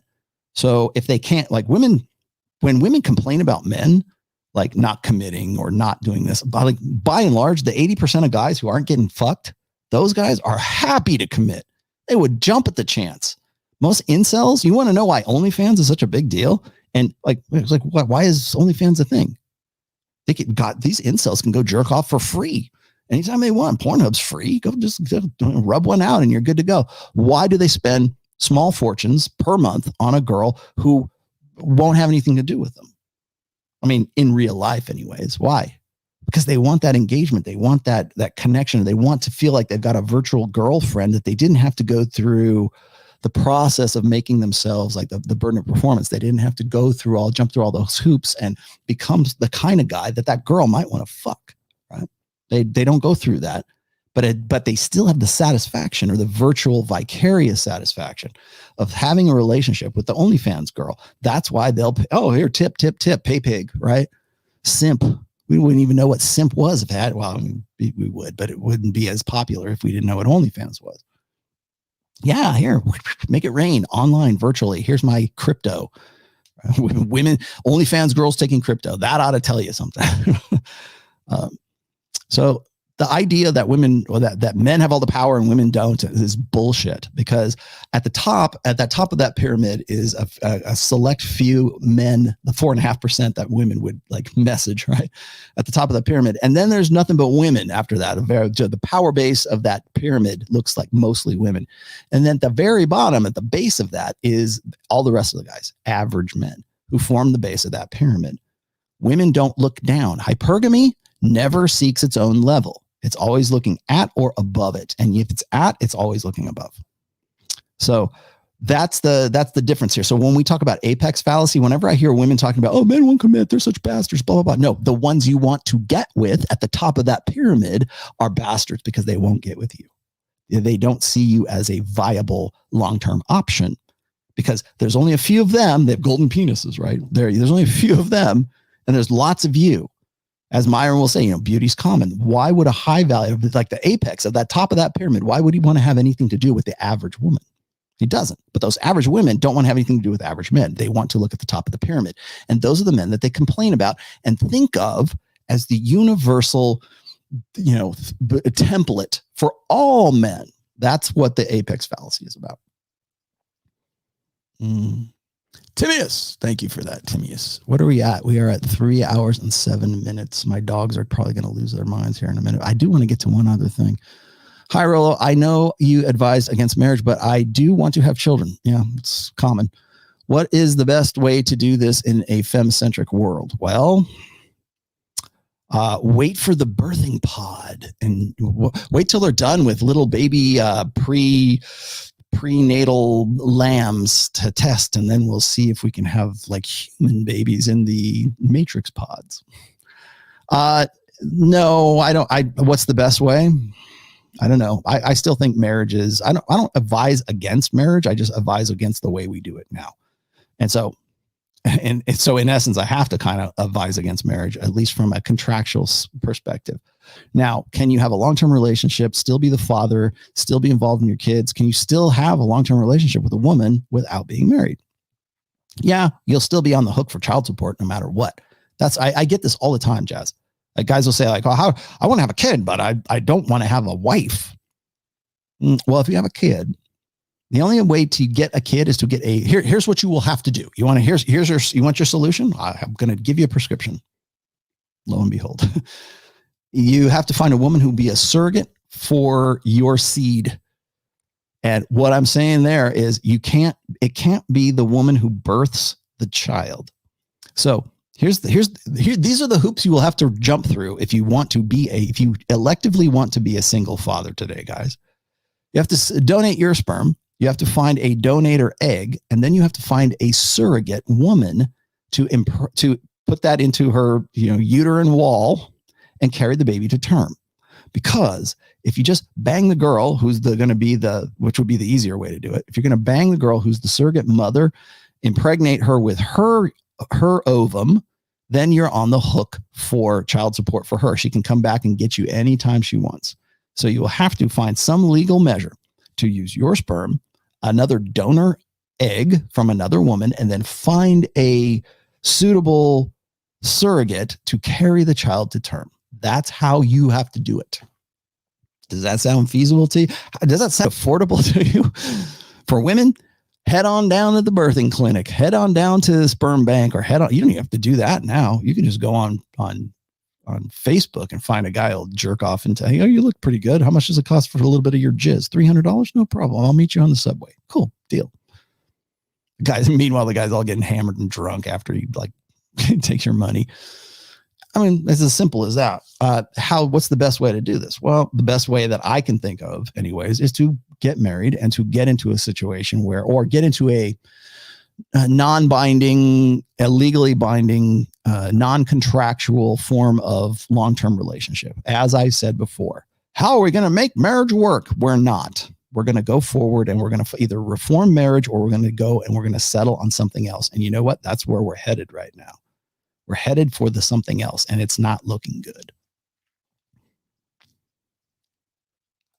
Walter, have you read the book Sex and Character by Otto Weininger? No, I have not, but thanks for the suggestion. I will look it up.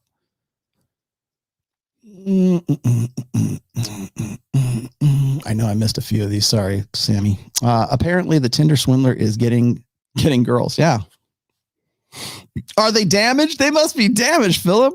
Are these girls like the these new girls like the notoriety and whatever his new source of income is? Probably. Either that or they don't care. Remember, dark triad traits are across the board are attractive. What did I just say about cognitive dissonance? Here's the Tinder swindler. He's got new girls. And I know this wasn't, by the way, this was not me locking horns with Tristan or Andrew Tate, by the way. When I said, if you take away the scam and the con, this guy is one of the greatest players of all time. And I will stand by that. And what they said was like, oh, well, the girls weren't all that good looking. Well, that's because of the con. Take away the con. And now you use the same dynamic. You don't have to use this, or you could use your superpowers for good as much as evil. And he chose evil. Okay. But the principles still remain the same. He had good game. He knew his shit. He knew how to market himself. He had it all down the line, right? He used a wingman. His wingman happened to be the guy who was a security guard who was playing along with the whole thing too. He was using the same techniques that I showed you guys in that one video, which got demonetized, about that guy who had gone around New York City with a camera crew and had his press guy there with him as well. And everybody instantly thought he was famous, it's like generating instant fame.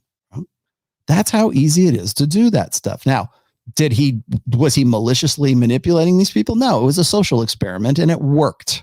And people get pissed off at it. Get pissed off at yourself. Get pissed off at the machine and human nature, because that's really all he exposed. But he didn't rip off women. He could have. It could like that was tough to do back when, what was it, 2012? YouTube was not what it is today.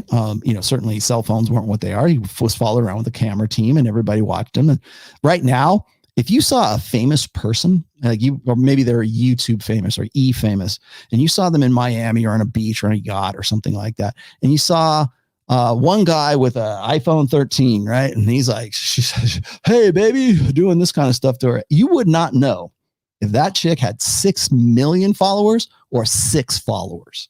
Wouldn't make any difference, right? So following someone around with one of these or with a camera crew or whatever, I think it would be much more difficult to pull off that same scam in New York that one guy did to like sort of generate instant fame.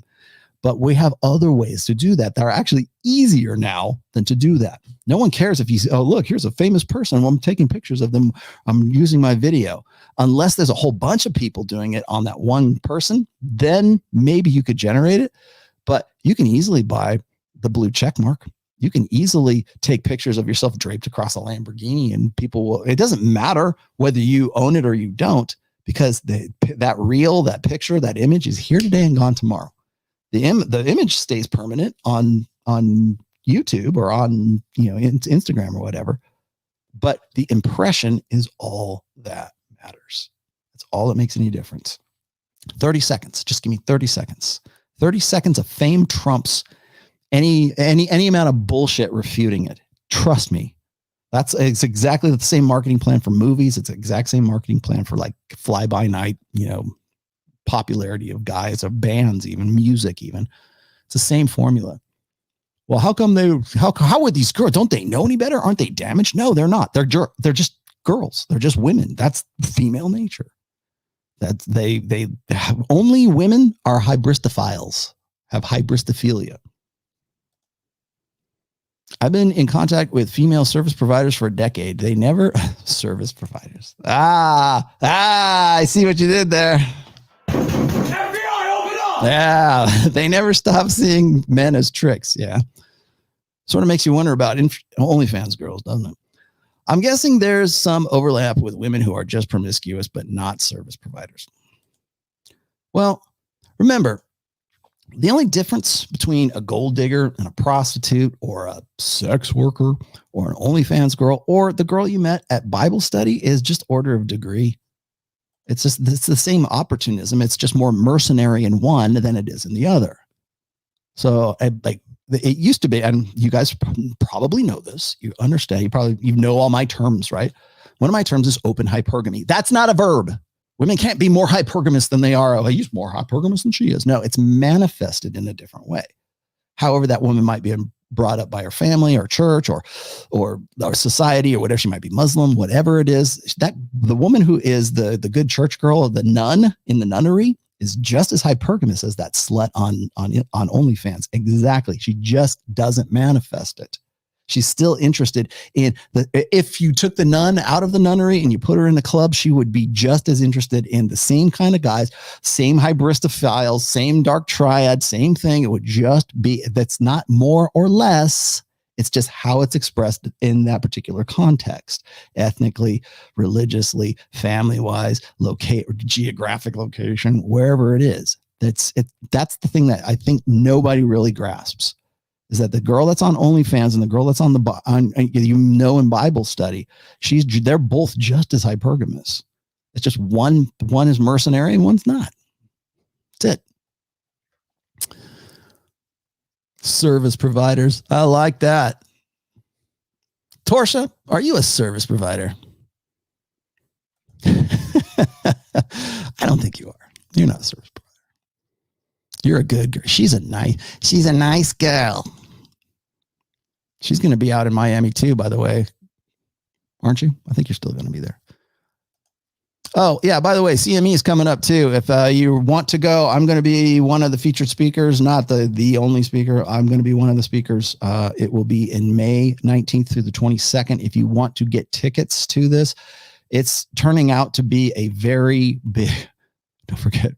Yeah, thanks. It's turning out to be a very big event. I think this is the event that Donovan probably wanted it to be in Las Vegas last year. This is definitely, he's upped his game. It's going to be in Miami. So if you're planning to be in Miami, or if you want to take time off of work or whatever you have to do, a time to do it would be the 19th through the 22nd of May this year. And if you want to go and you want to register, there it is. That's the very first link right there. Go get it. I'm going to be speaking at it. I will be there. Well, actually, I'll be there the whole week. I'll be there from the 16th till the 23rd because I'm making a week of it. And yes, I am going. If you follow me on Patreon, here's where you'll find out all about this great stuff. You got to follow me on Patreon for these because I'm going to offer it to my Patreon subscribers first. If you want to go deep sea fishing with me, if you want to go to the cigar bar, if you want to just sort of bend my ear for an hour or whatever, I'm going to have some like little side things that I have going on that I'm going to offer to my Patreons first, and then I'll open it up to everybody else. But if you want to get in and you want to know what I'm going to do sort of like as my extracurricular, because everybody's doing this, right? Extracurricular activities, get up on my Patreon. The link to Patreon is also in the description, so you can just join there. My cheapest level is only $5 because that's what they say. Also, I have a Patreon Zoom call, community Zoom call, a conference call every month. It's at that's the highest level, which is $200. And we have a group of, I believe, 14 or 15 guys right now. We do a Zoom call for 2 hours once a month, and everybody knows everybody. And we talk about stuff, and we have this back and forth. And if you want to ask me a specific question about your situation, I'm there to help. I still do one-on-one counseling. I know people have been asking me about that. If I haven't gotten back to you on one-on-one counseling, it's because I'm finishing up book 5. Once I'm done, I will definitely get back to you. And I do have your emails. I have read them. I read all my emails. And I try to read most of my DMs from Instagram too. But if you are interested in one-on-one counseling, I probably will not get back to that until April. But if you can't wait, the best place to go is the Patreon Zoom call, conference call. So do go check that out at my Patreon right there. And what else I have? That's about all I got going on. Let me keep going. Homie clicks, guys and ladies, especially guys, please check out Red Pillion's NFT project. Oh, Red Pillions. Thank you. Red Pill Lions NFT project on Twitter. As you've seen, you probably already know I'm doing an NFT. And it's going to be out on, I think I already mentioned this. It's going to be out on my birthday, April 2nd is when we're dropping the NFT. The whitelist is already available. Jump on Discord and just type in Red Pill Lions. You'll find us. It's not too difficult. You can also find them on Twitter. I'll put I don't think I have put it in the description. I got to do that. But we're on Discord. We're on, here's how you go check it out. Go back to Wednesday's show, because I did a full show with Charlie from Cultivate Crypto, Kevin and Rocky Savo. And those are my partners that we're working on this stuff with. And you say, well, why aren't you selling out? No, go watch the video. You'll understand what we're saying. I only have 995 likes. What the hell? Oh, that's for the Greyhounds. Thank you, Samishi. Ned thanks you from the bottom of his heart or something. I should do a full Greyhound episode. Should I do that? Would anybody care? Probably not. How popular was David D'Angelo? You mean until he decided not to be David D'Angelo anymore and he decided to be whatever his real name is? Was he on SoSwap? No, he wasn't. He was on Alt Fast Seduction, I believe, way back in the day. I had his ebook in 2008. It was good info. It was good at the time. The thing about guys like David D'Angelo is a lot of his stuff was kind of like woo-woo magical thinking. Like there's certain guys who were in the seduction community of the early 2000s who, when they abandoned the community, they embraced like, I'm spiritual but not religious. I'm going to go I'm going to go lick frogs in the Amazon rainforest and take a ayahuasca trip and then you'll really take me seriously.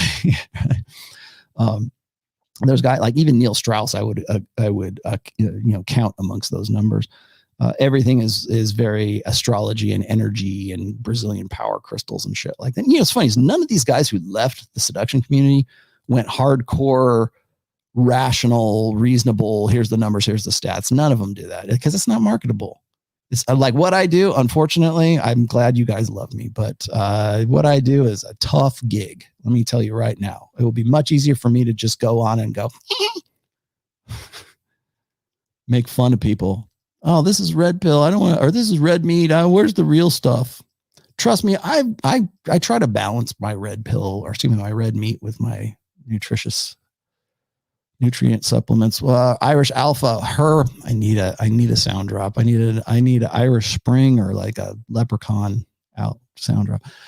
Her point regarding men should have six packs because they don't have the burden of pregnancy, and defunct because women like her don't partake in pregnancy and either get fat anyway. Now, okay, well, she has, it's kind of a non-issue, honestly, because first of all, she's the most women, and this is just stats and numbers, ladies. Sorry, but if you're in good shape, if you got nice tits and you got a thin body and everything, if you look like Torsia, you are an outlier. I would love to see. There needs to be a calculator, like a male delusion calculator, to sort of be a compliment at the very least to the female delusion calculator. And again, this is not because of, equal lefts and equal rights, or what's good for the goose is good for the gander. I mean, I think it would be interesting for women to see how rare or how common they actually are. And for men too, because you'll get guys who are like, I would never want to be with a woman who wasn't a virgin. I need a virgin bride. Well, statistically, let's see how rare that is. Tap, tap, tap, tap, tap. Oh, she's 0.00078% of the population. Good luck. Is that what you want to do? But you are correct. Okay, so her point regarding men should have six-pack abs because they don't have the burden of pregnancy. I think meant performance is defunct because women like her don't partake in pregnancy and they get fat anyways. Did you mean performance? Because whenever I put burden of performance, but I put, by the way, it was a while ago. I think it was probably like 3 months ago, man, more than that, probably 6 months ago. I put this picture up, and on one side, it's this chick who's like, semi good looking. She's in a bikini. She looks all right. And then on the other side, there's this guy with six-pack abs, chiseled jawline, V-taper, his shoulders are out to here, and, probably has, 22-inch guns. The guy's like yoked, whatever.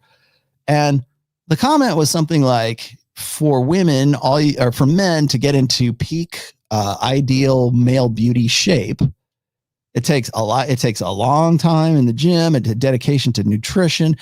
And so it just went down this laundry list of all the things that would take to get into this guy's shape. Right. Then there's the chick over here, and it's like, here's all you have to do, ladies. Don't eat like a pig and get a little bit of exercise. That's pretty much it. Right. Most guys, like I said, the bar is set pretty low.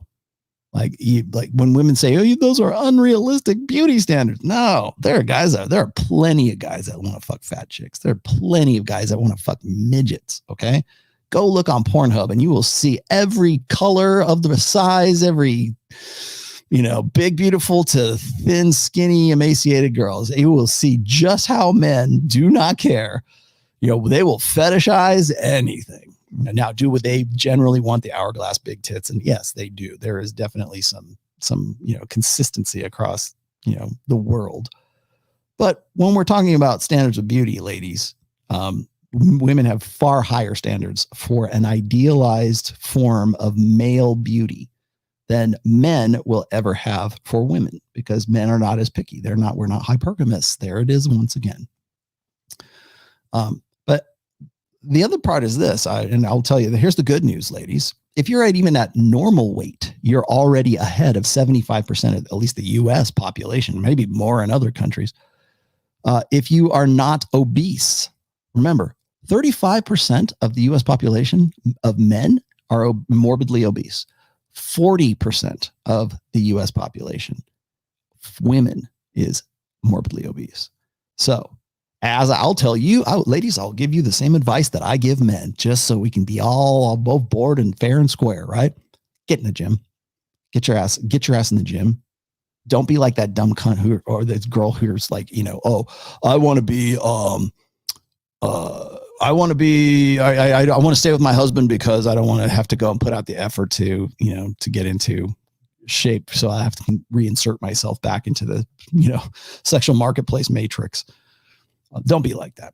If you're with a guy, you want to remember what I said about appreciating a guy who's like a high value guy. If you're with a guy who took the chance, and I mean like the high risk, high stakes, high risk game of getting into an unconscionable contract, and that dude knows that, and you know that too, that it is an all downside risk for him to do this. He's giving up his opportunity costs. He's giving up his life. He's giving up everything because he thinks a life with you and being married to you is worth the risk that he has to take. Any guy who knows the risk of the unconscionable contract and knows that he has more power outside of marriage than he does inside of marriage, and yet still says you're worth it. Appreciate that, for fuck's sake. Appreciate that. And the best way you can do that, stay in shape, suck his dick, and occasionally make a mistake. It's so the prerequisites are so minimal for that level of appreciation. That's all you got to do. It's all you have to do. But no, can't even give him that. He's supposed to do this. Thanks. You wonder, and then you can sit there and wonder why guys don't want to have anything to do with marriage. Hey, Rollo, what do you think about women freezing their eggs? I think I talked about that earlier, right? I have no problem with it, but it seems to be another way to keep the party going. Yes, it is. Abortion, by the way, has killed a party, literally killed a party. Freezing women's eggs. Yeah, that's to really what it is it's a fail safe, or it's a forestalling the inevitable. It's don't worry, girl, you're sexy at any age. That's what it boils down to. I think I said that already though. Sir, Mr. Jason. What's going on, brother? Showing my support. Well, thank you very much, sir. Here, what am I going to give you? You can have one of these. Ain't nobody got time for that. Thank you, Mr. Jason.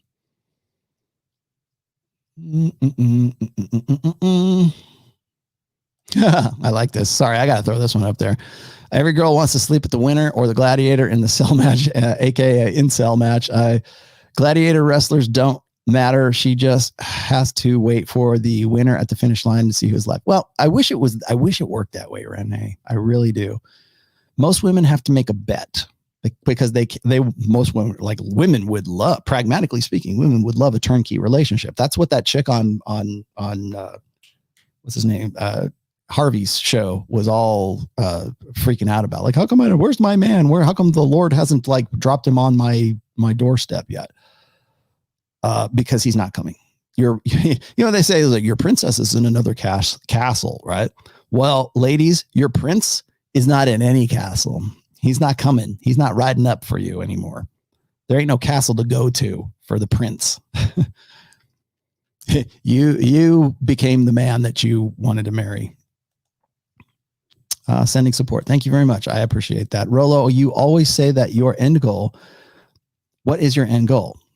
I'm already in my end goal, Bill. I want a wife, spent months vetting a Thai girl, few bodies, no kids, 15 years younger, and will sign a prenup. She enhances my life.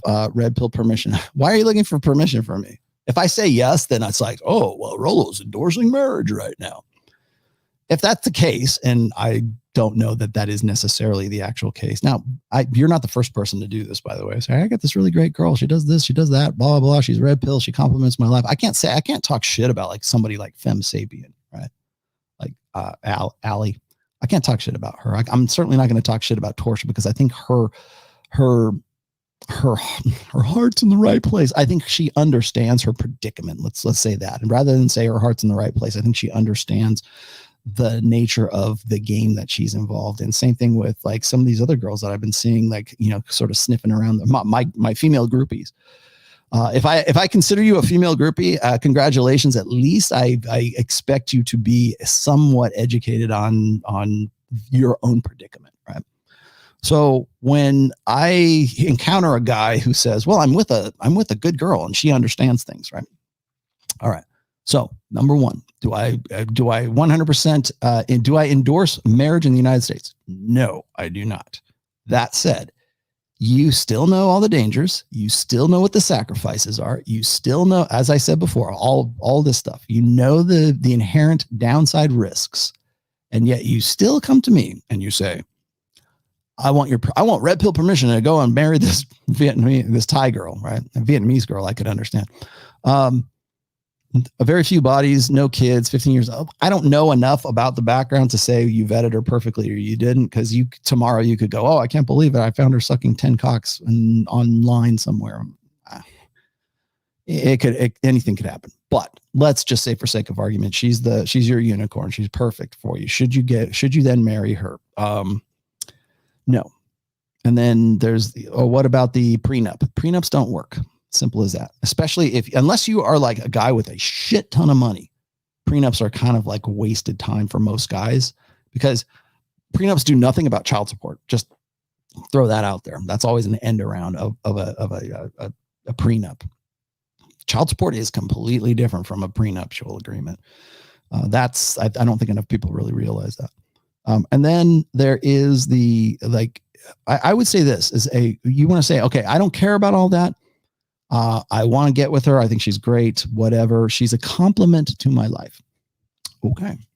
Well, if you are dead set on getting married, at the very least, and because you want to have kids or whatever, at the very least, go in, both of you, her and you. I'm going to be red pill marriage counselor. Go in with both eyes open. Ask yourself this: does she appreciate the sacrifice that I am making by ignoring all of this, by ignoring Rollo Tomassi, or ignoring black pill or doomers or MGTOWs or whatever, by ignoring all that, knowing full well all of the risks and all the downsides and all the sacrifices I'm making by getting into a marriage with this person? Does she appreciate that? Can you answer that? And does she trust you with her life? I'll give you the parable of the parachute, right? If you came home with a parachute and you said, hey, honey, we're going to go skydiving. I packed your parachute. Here it is. And with the car's right here, we're going to go out to the airfield. We're going to get up. We're going to get to 10,000 feet, and we're going to jump out of a plane together. And you're going to pull the ripcord, and you're going to be just fine. Don't worry, it's fun. It'll be the greatest thing we ever did together. We're building our couple, or trust building, right? If that woman would say, you pack my chute, like if that's the thing, this is the extreme example. If that woman has any hesitation whatsoever, she doesn't trust you with her life. Now, that's the extreme stupid binary illustration. You can also see this does she want you to drive the car? Does she trust you to feed the kids? Does she trust you with the dog? Does she there's little paper cuts, right? Like little incremental litmus test as to, does this person trust me with their lives? Because if that woman doesn't trust you with her life, how can she trust you with the kids' lives? How can she trust your direction going forward? If she's like, you know what?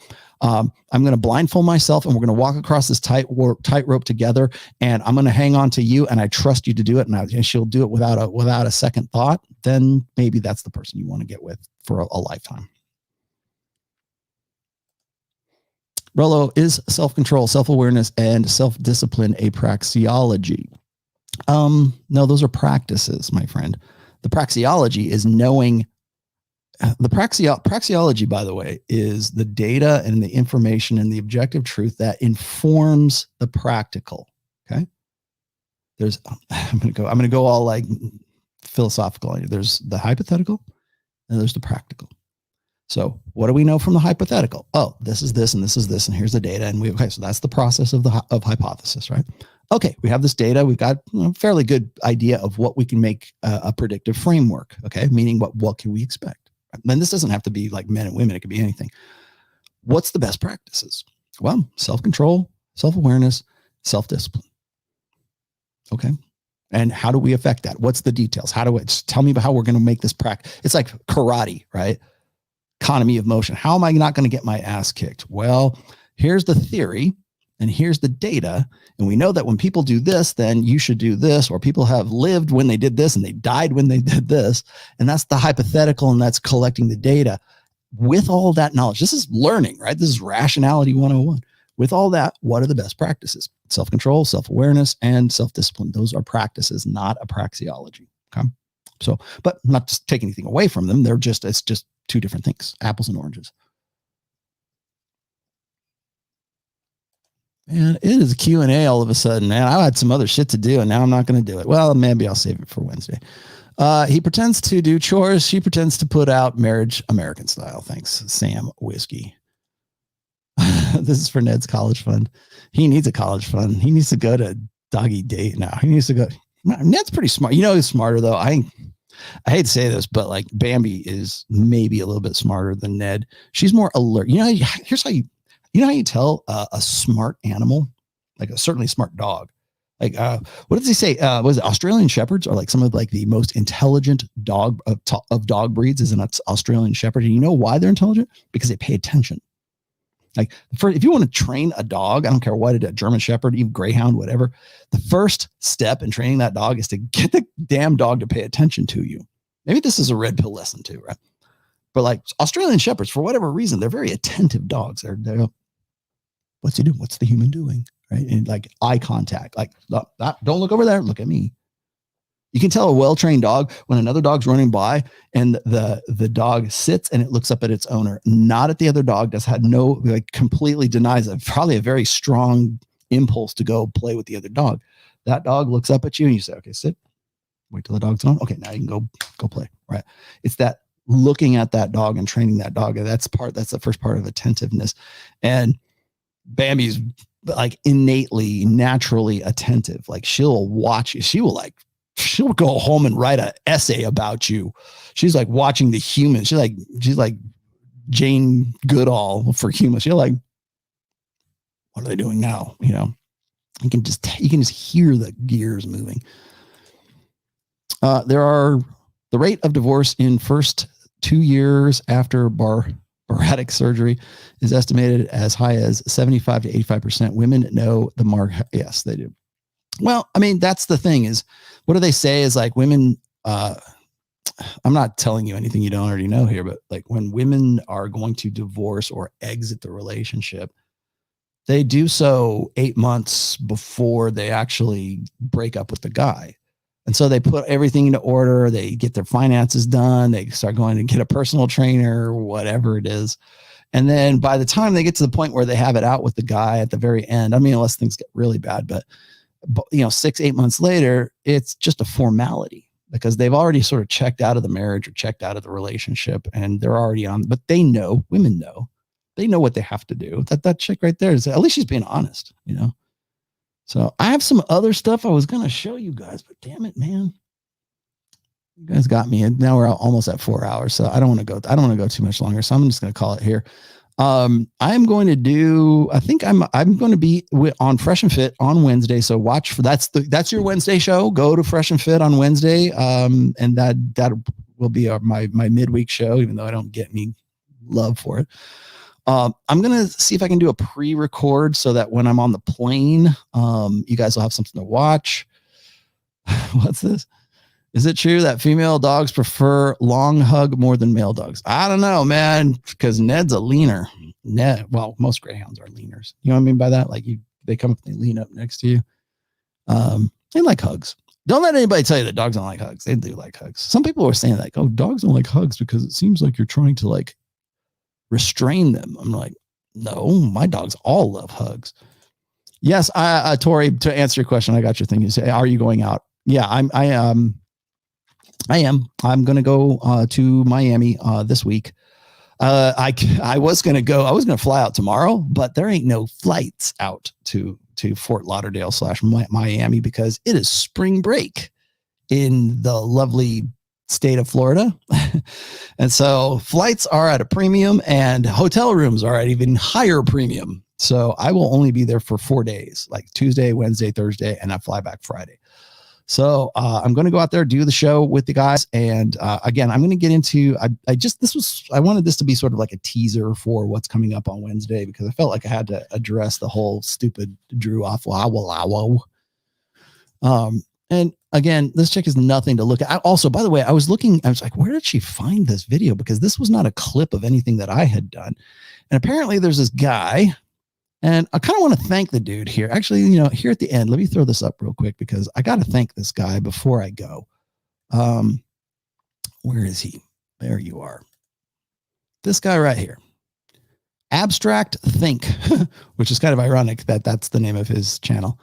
Abstract Think. This is guys on TikTok, and apparently he's been like lifting my material or lifting other guys' material. And in this case, I think I'm okay with it. This is not something I would go, and I'm not going to go and give him, cease and desist orders or anything like that. I'm glad he's doing this for me on TikTok. I'm actually surprised that he's got so much material on here. Now he's only been around for a little while. I'm actually surprised. And now let's give Abstract Think, and I don't know your real name, dude. He kind of looks like Rich Cooper. I hate to say it. Thanks for this, because if it weren't for you, then I would never have been noticed by Drew Afualo. And I'm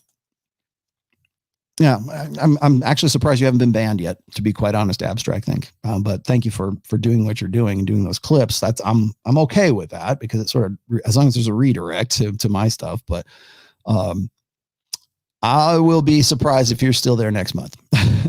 And not because I don't want you to be, but because TikTok does not like red pill whatsoever. So that's, I was wondering where did she get this? And that's actually where she picked it up from. Anyways. All right, guys.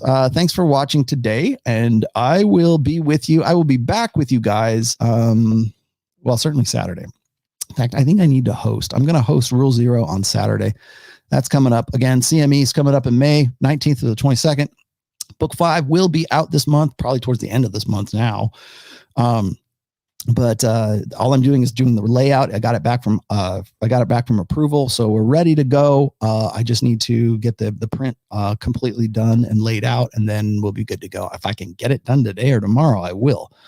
So that said, thanks for watching, and I will see you guys in Miami. I'll check my Instagram too, by the way, because I'll probably be doing some videos and just some slice of life back behind the scenes shit there too. So, but Wednesday's going to be a big show. Just, I'm telling you this now. I know there's only like 1,200 of you guys left here, but like Wednesday's going to be a big show for me and for Myron, and not just because of this dumb bitch, but like because of some other stuff that we've got to go into. So I want to let you know that if you don't watch Fresh and Fit for any reason, watch on Wednesday. Wednesday's going to be your show. So check that out. And also, if you are a Patreon subscriber, we're not going to do the Zoom call this week. We got to do it next week because I'm in Miami, but I will do it. So that's coming up. In fact, when is that? That is going to be, the conference call will be on the 23rd of March. And that will be the next conference call. I'm telling you guys that now, just in case anybody's watching. So, all right, guys, thanks a lot. I'll see you later. Bye-bye.